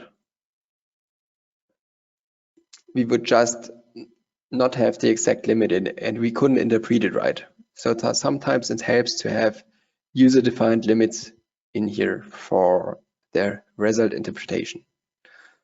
So let's go back to it. Let's also look at the deformations. So now the deformation of 0.1 millimeter, we have the same deformation we had also with the elastic model.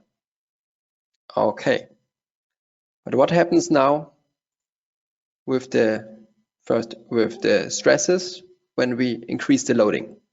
Now we're gonna look at this 1.12%. Now we went further, and now we see here in the middle 24% of all elements exceed this yielding limit, which means yeah, it just is in the second region of this bilinear part. And as I said already, the deformations are different now, since the second part needs way more deformations to take the load again. That's what we're gonna look at in our deformations now. With the linear elastic model, we had again this 0.1 millimeters, but with the plastic model, we now have 8.2 millimeters. So it's an increase of 820%.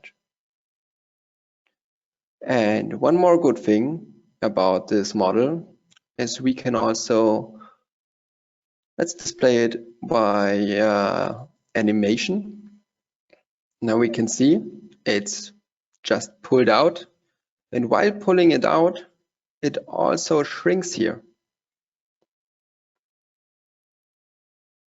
So that's also a result of this plastic model and the equilibrium of volumina. So the volumina must be the same in the end. You can't create more volumen inside. So for the specimen to be able to take this more deformation, it also needs to deform in this Z direction in this case. Okay, so that's all about non-linearities for today. And for this, I also have another poll for you. So let's go for it. And now, please choose suitable examples for nonlinear calculation. And please, there can be more than one answer correct. So there will be more than one answer correct.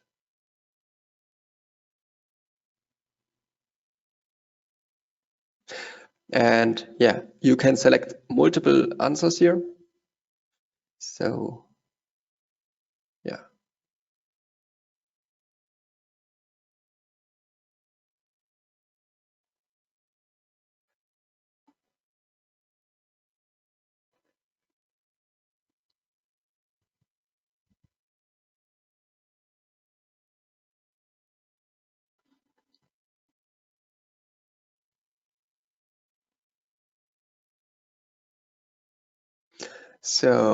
okay, then let's go into the results of the poll. And now we see, okay, there are some answers, let's say. In general, all of those 4 options were correct. So kind of everyone was correct on some points. For example, the rods. So the members we had an example previously with those tension members, which are these nonlinearities. For the materials, we just had the tension specimen. For the nodes and hinges, we had the example with this nonlinear support. And for the geometry and deformation, we had this theory of first order, geometrically linear calculation, as well as this theory of second order with the p delta effects. So every 4 points can be nonlinearities, and every point increases the calculation time. And if you combine all of those together, you result in way higher calculation time. So always think about what is needed and what's not needed. Okay. Then let's go to our last part of this webinar, and that would be singularities. So what are singularities and where do they occur? General singularities are a phenomena of the finite element analysis, and those are points of discontinuity in the calculation model.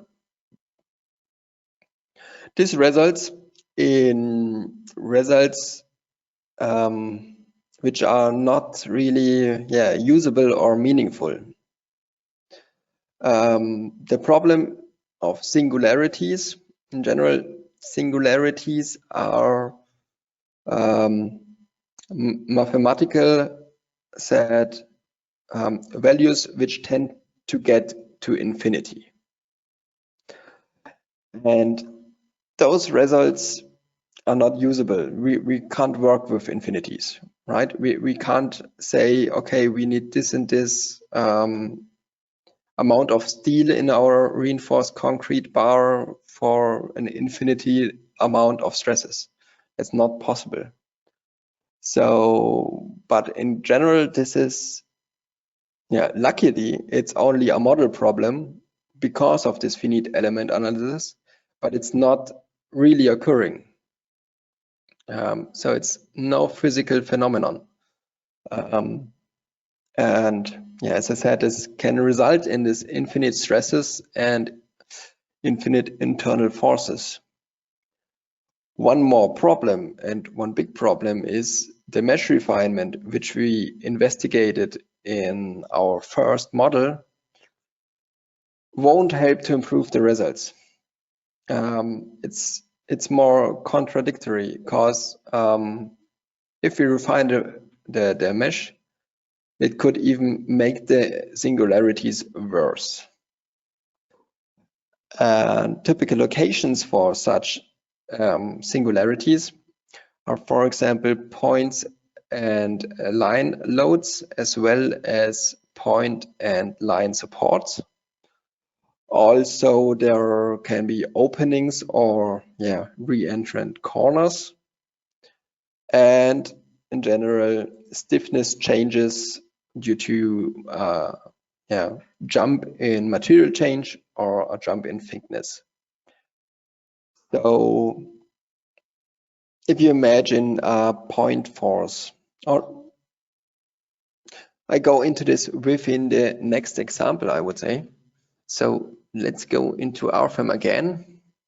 And this is the point. If you want to, you can model along again within the next model, within the next 2 models. So we're gonna just create a new model for it.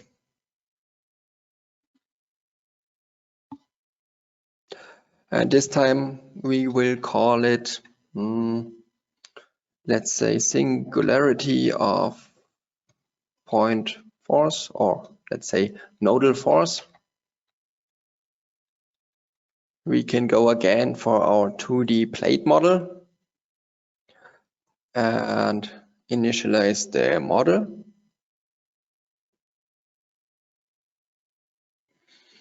Then we will now construct almost the same thing we did in the first model, by means we will create us a new rectangular surface. Now I have here predefined the steel material and thickness. Well, but that's not what I want right now. So let's just create a new thickness first. And this time we will say it will be 200 millimeters thick. And we will use, let's see, oh, not this one. We will create a new material because I want to use this, yeah, C3037 again. Let's take this one. Okay, just the same procedure we did in the first model. And we confirm it here. So let's check if it's all right. We have this 200 millimeters, the right material. Okay, then we can just start it and go from the origin to, let's say, 8 times 6 meters.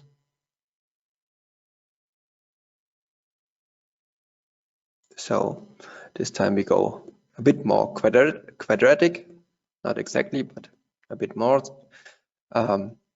Okay, now we have our surface. Now we want to have the location for the nodal load. And as the nodal load says we want to have a node where we want to have the nodal load. So we will put just a single node in the middle of our slab here. Okay, and done. So we have our node right in the middle. In the next step, we can go on and select our nodal load of 100 kilonewton. Then we can say OK and select our node in this middle. Okay, there it is. Let's look at it in 3D. Yeah, looks right. Let's go again in this top view and go on with our line supports. Now for the line support, I will just make it simple. I just take this preset hinged support, OK, and select all of those lines so that we have line supports everywhere. Okay, so that's done already, but we also want to investigate the mesh refinement again. So we will do the same as in the first model. We will copy it 3 times. Now I have the problem again with these millimeters. So I will go and change the millimeter unit to meters here with this unit button. And then we can go, and this time we will displace it by 10 meters. So there's always 2 meters between 2 of those models. We confirm it with OK, and yeah, there they are. And exactly this time I won't adjust this thing behind, but what we also could do, we could just not show it because we don't need it right now. We won't model more right now. So now we need the mesh refinement for the surfaces again. So we go for this types for surfaces and therefore the surface mesh refinements. This time I'll just go for this fast solution. I'm just gonna enter it, and the fast solution always has the danger to be too fast and input like wrong values. So, but now it looks right. Now we go for and put the first one to surface 1, second one surface 2, and so on. Okay, now we have all of this mesh refinements assigned. Click OK, and there are our rectangles again. And yeah, what's missing? Yeah, we need this special object again for these results. So we will take it and go for the special objects right here and create this result section. Again, the default settings are okay. We just need to select 2 points. So we take the middle one on the left side and the middle one on the right side. Confirm it, and there our section is. So we have the loading and everything, but what's missing is, well, what's still there is our self-weight. So we will go again on this top, on this load case definition, and there we will deactivate the self-weight again. And since it's no self-weight anymore, I will just call it nodal load. And yeah, we can just start the calculation right away.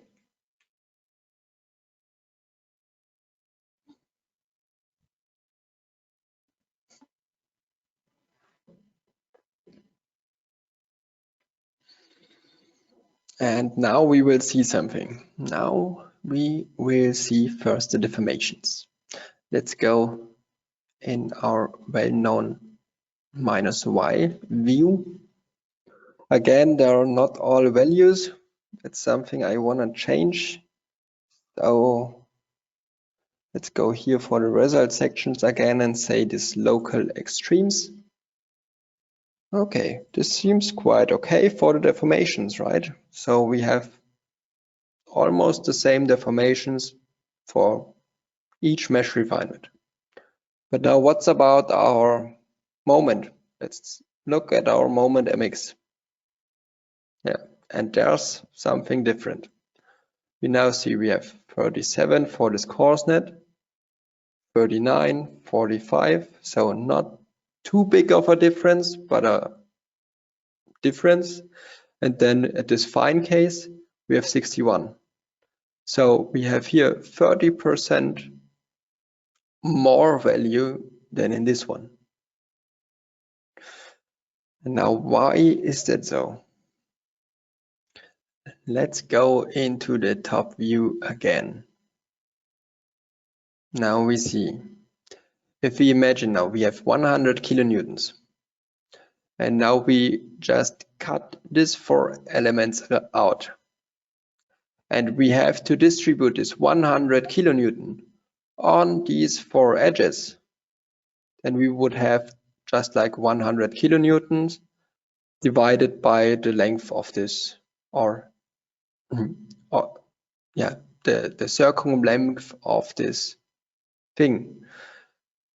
And that's okay, but let's just assume 100 divided by 1, we would result in 100.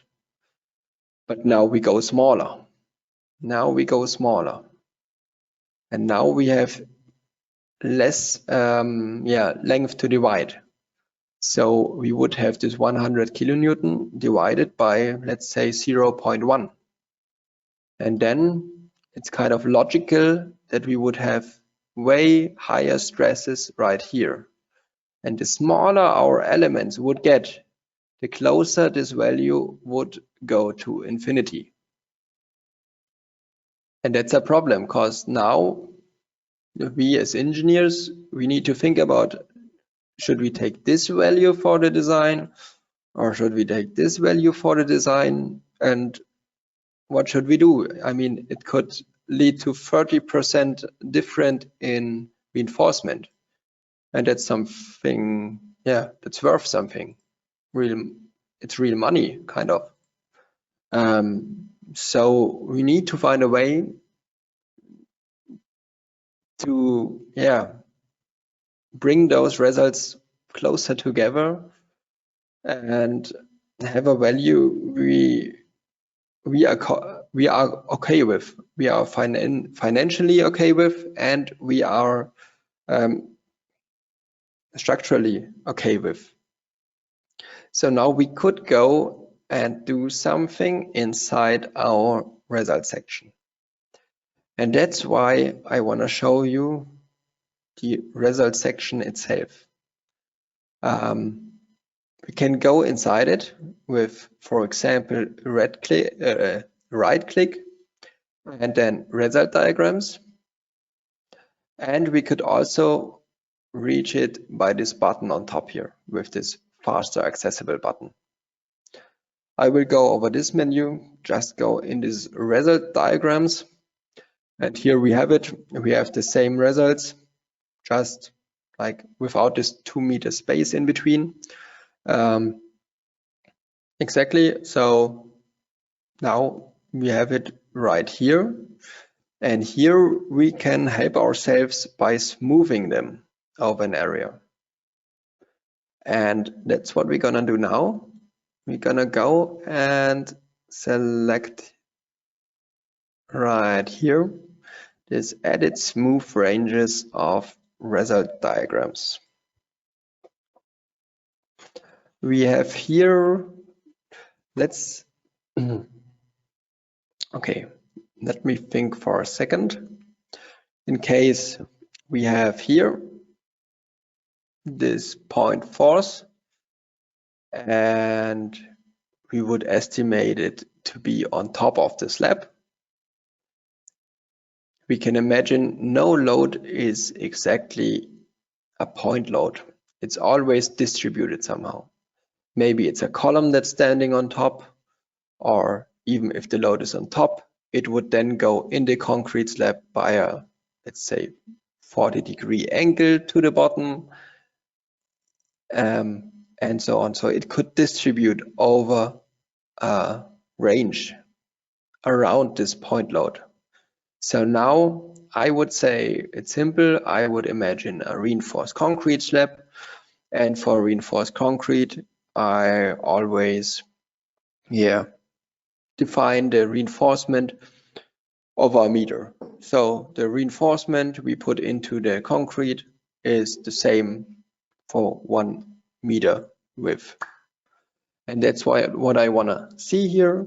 I will smooth our results for a total of 1 meter. So this point here was 4 meters, so we will start at 3.5 meter and go to 4.5 meter. So we will do the same also for all the other locations. So this would be 11.5 for the second one, and 12.5. And for the third one, it would be 19.5 and 20.5. And the last one would be 27.5 and 28.5. Oh, okay. Every smoothing one is 1 meter. We can press OK. And now we see something interesting. Right here, all the values are quite more similar now. And the most effect we have now for this fine mesh. Now it's vice versa.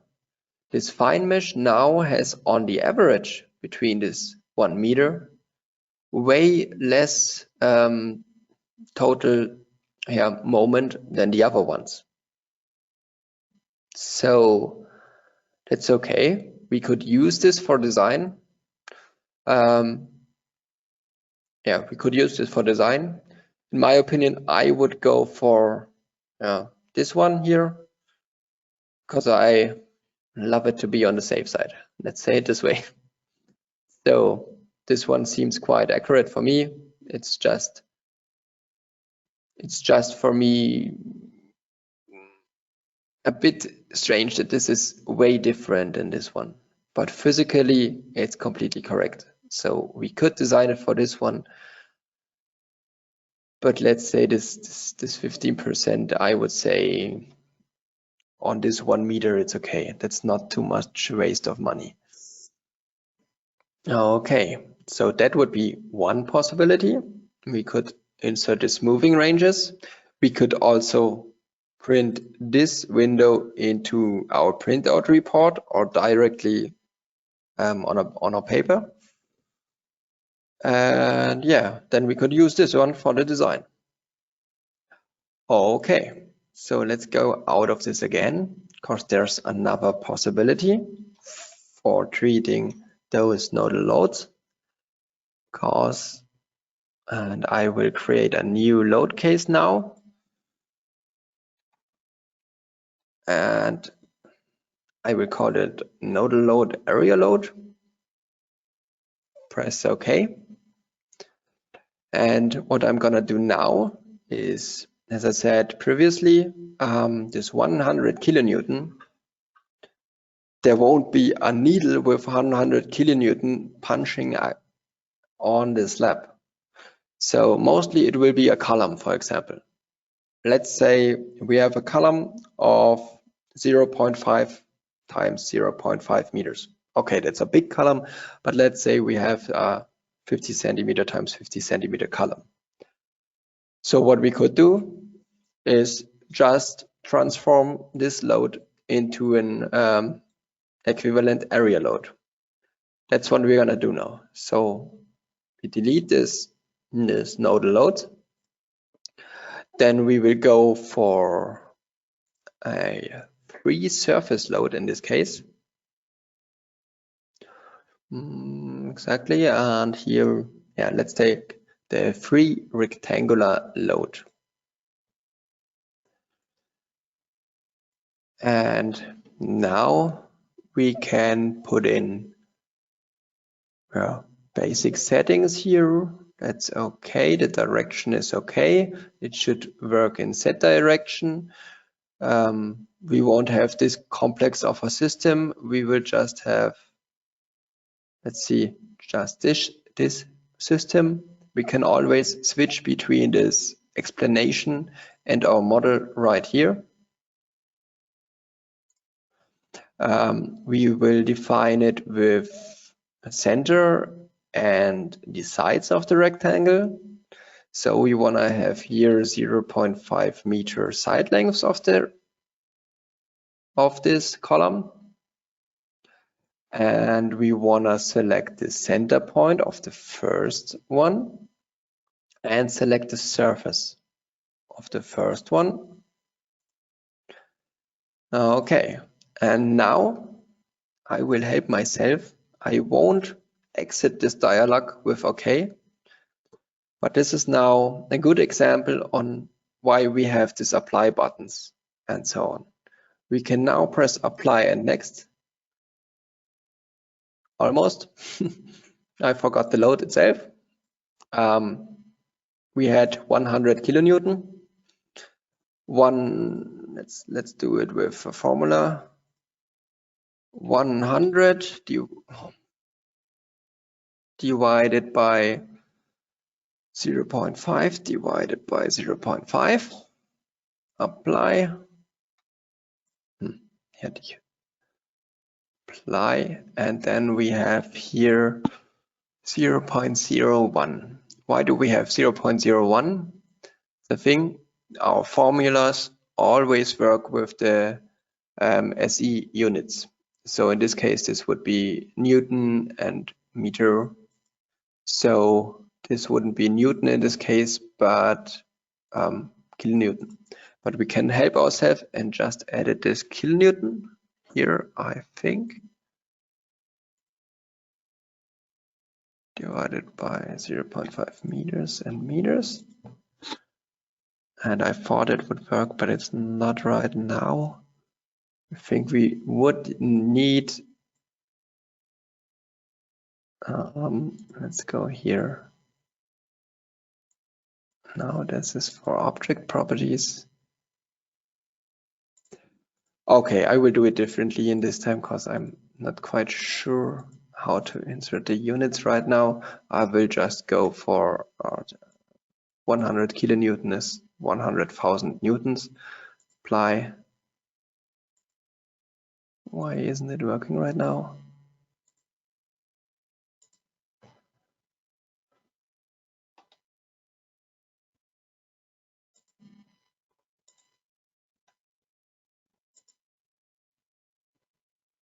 Now we have it. Okay, I did a mistake with the commas. Okay, I won't try it with the units again, but I think we could also just insert the units as I did in the first step, but we need to use points instead of commas here. Okay, but yeah, now we are with our 400 kilonewton per square meters, which is equal to our point force of 100 kilonewton. And now the good thing with this apply and next, we can just apply it. We can see the load appearing, and then we can just select the next center point and the next surface and say apply next and do this for every surface right now. Doesn't matter if we select the surface first or if we select the center node first. That's just how you prefer it. So let's go here and here. The last one I will quit with OK. Now we can calculate it again and see how this helps our singularities.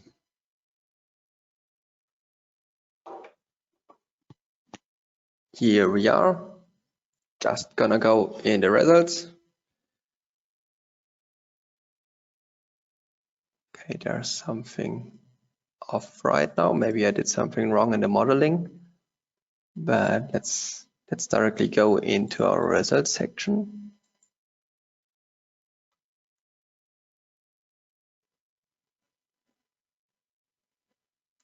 Okay, that's a bit strange right here. I'm gonna investigate it further later on. But what we see here is now that the results are way more similar than in the first case. And also now we have here a smaller result, a smaller maximum than right here, for example. And that's something we can think about. If we would smooth it again, you see here there are more points here beneath, and here is just a triangular distribution. Means this here diminishes faster, and if we integrate now, like with how we did it before with this result smoothing, we would estimate to that this one would increase compared to this one. So we could combine also these two methods. We could use first this area load instead of the point load, and then we could also smooth it out. That would be like the the most exact solution in this case of these three solutions, and could help out. Depends on how exact you want your results, or okay, that's it for this model. And now we will start our last model together. It's gonna be kind of similar. It's gonna be also about the singularities. So we will start it by initializing the new model. And this time it will be called singularity nodal support. Again, in this 2D dimensions, let's initialize it. Okay, I have this already. Let's add some numbers.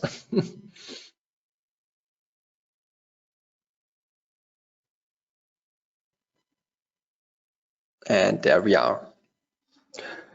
So it would be almost the same procedure first as in the previous two models.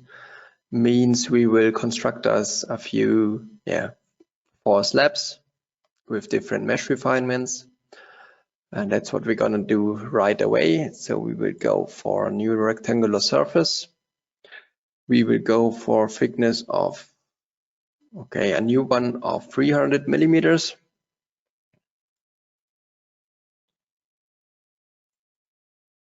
Let's see, we want to have this concrete C3037 and okay. Let's look at it in the bird view and go from the origin to, let's say 8 times 4 meters. Yeah, 8 times 4 meters. Let's see, this one looks okay. Now we will add a line support to the right side.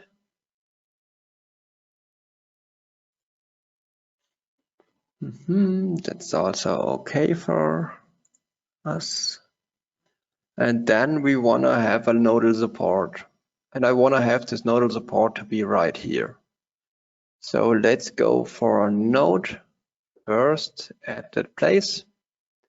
And then directly we could go for a nodal supports assignment. But this time I will try it in a different way. We will go into the node itself and just say, okay, I want to have a support there. Go to support, and then I will select this hinged one. That's just a different way to model a nodal support. Okay, that's done right here. What's missing is our loading again. So we will go for our surface load and we will just pick 10 kilonewton per square meter again. So let's go for 10 here on that surface. Okay. And ready to copy it. So let's mark everything we did already and copy it again like 3 times. Let's displace it, I think 10 meters. Yes, it's again 8 meters long, so it should start at each line here. So let's displace it by 10 meters. Okay, there it is. I will just again deactivate or disable our grid here. Oh well, let's try another thing with the grid. We see it stops right here, but we can adjust the grid in our workplane options. And this time we can say we don't want to care about, just do it for me and put it around my existing model. We're gonna do this, and that's what we get here. We don't need it anymore, but just for you how to go for this option. Okay, next thing would be missing is the surface mesh refinements, as well as the section result section. So let's start with the surface mesh refinements right here. We're gonna go from 2, 1, 0.5 and 0.1, and we will just go with the surfaces 1, 2, 3 and 4. Okay, So let's go for it. There they are. And last thing to do would be this result section. So we go for the special objects right here. And just select again this leftist node, or this leftist midpoint, and this rightist midpoint, and confirm it. There it is. And now we're ready to go. Or, well, I want to deactivate the save weight again, so we only have 10 kilonewton per square meter. It's always better for interpretation. Okay, and yeah, let's just start calculating. Like, if we wouldn't deactivate the save weight, it would just be, I think, 30 centimeters times 25 kilonewton per square meters more. So I think around about 6 to 8 kilonewton per square meter more, but with 10, that's a smoother value, I would say. And there we are. We can also look at it on this way. So for the deformations, yeah, now we see the 1 point I said earlier in this model. For example, you see we have here the maximum of 1.4, and it would get larger until here, like you see in the most right model.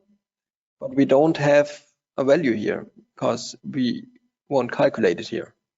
That's why we need enough elements for in between each support or load definition differences. Okay, but that seems quite similar, at least between those three. But again, like in the previous model, the internal forces could make the difference. And there is the difference. So now we see here, even with this modeling, there's even a jump. So we can't use something like this course. It's just not right. And then we see with the finer the mesh gets, the finer the higher the results get. And it's kind of the same reason as for the nodal load, because you could just interpret it as this. Let's activate the support reactions.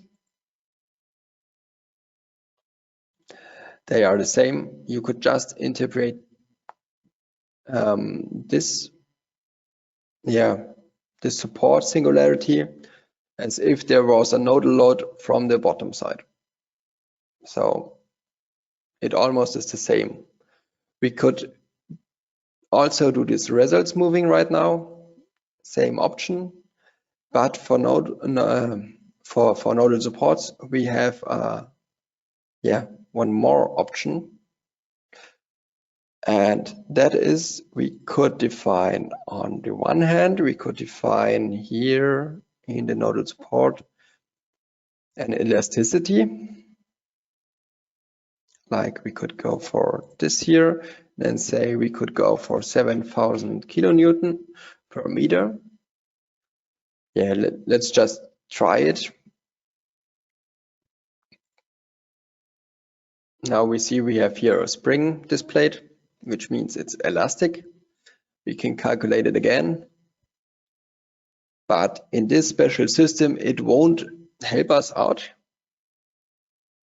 because this system is kind of static determinant. Let's see here. Yeah, we have kind of the same values as before. And if we now look for the deformations, we have differences because this support just goes downwards as well. So why didn't this help? Quite easy. We have a static determined system. So that means it's hold here, and if either of these supports wouldn't be there, the system wouldn't work anymore. That's kind of why it's static determined. And the problem is now, even if we have here our elasticity, the forces don't care, because the forces have to go somewhere, and they have to go into this nodal support. So with the force, the way where the forces go, there's nothing changing, and that's why it does not help in this case. For static overdetermined systems, this would help, because if you model it that way, the forces would go to another support, and that's why, the forces would decrease in the support even. But since it does not help right here, we could also go for another option, and that would be inside this nodal support again. We can go now and say we have, what are those supports? In general, we would have a wall underneath the slab or a column underneath the slab. And that's what we could do here. That's this button. We could define the stiffness of this support with the help of our imaginary column. So let's go for this one. We see we have the support on all places. So it will tell us, so this image always helps us where the support is active. And while activating this stiffness via fixtures column, we will get a new tab here on top. So we can go here and then we can define the column beneath. Right now, this is okay. We say it's 0.5 times 0.5 meter. We can say it's hinged at the base. Okay, we don't want it to be steel. We want it to be concrete as well. And now we want to add a height of 3 meters. And all of these values come into place for this spring definition. Okay, so maybe you did learn in your studies already, you could always go for equivalent stiffnesses instead of the modeling the column itself. And that's what's done here. And one more thing which is changed is we won't have a pure nodal support here. What we will have is, like here, we will have like a surface support instead. And that's what we're gonna look at the results now. Let's go for it. Here and here, and just look at the last results for today.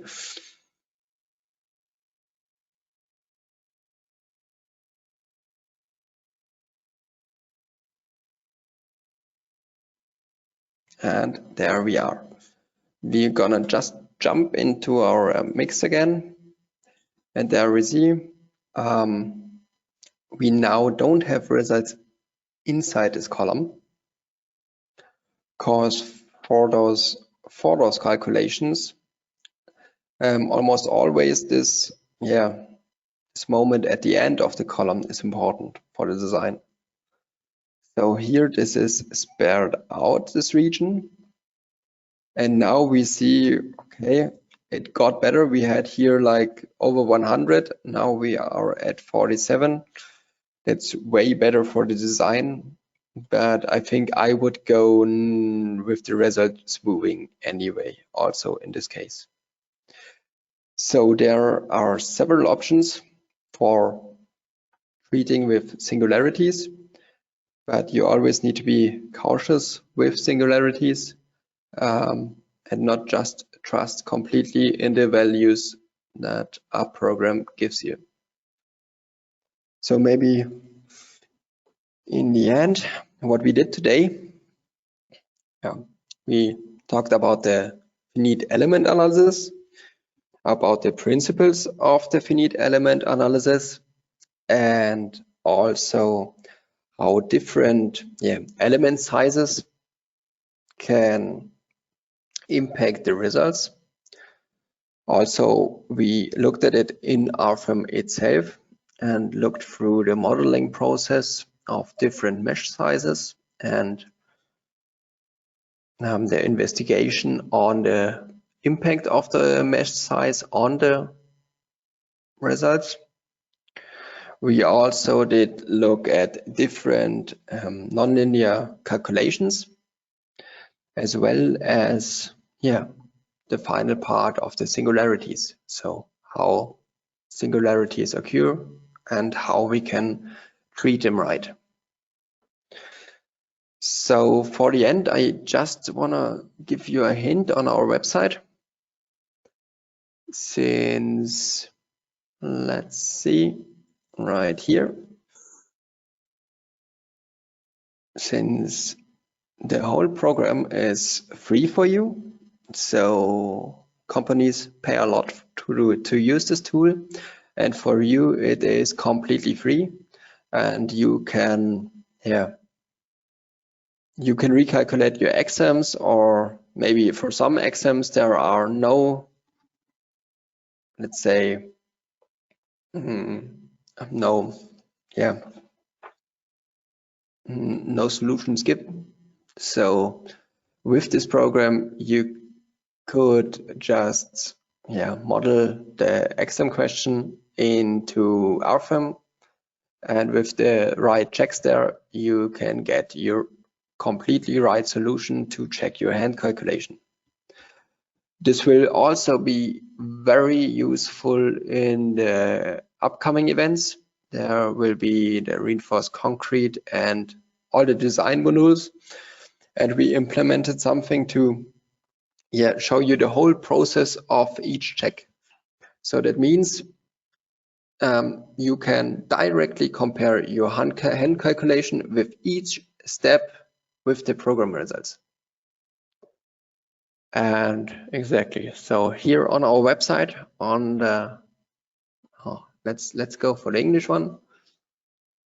In the education chapter, we can have here students and schools, and here would be this free structural software for students. That's the way where you can get this software. Also, you could go and use Rfem 6 for your thesis. And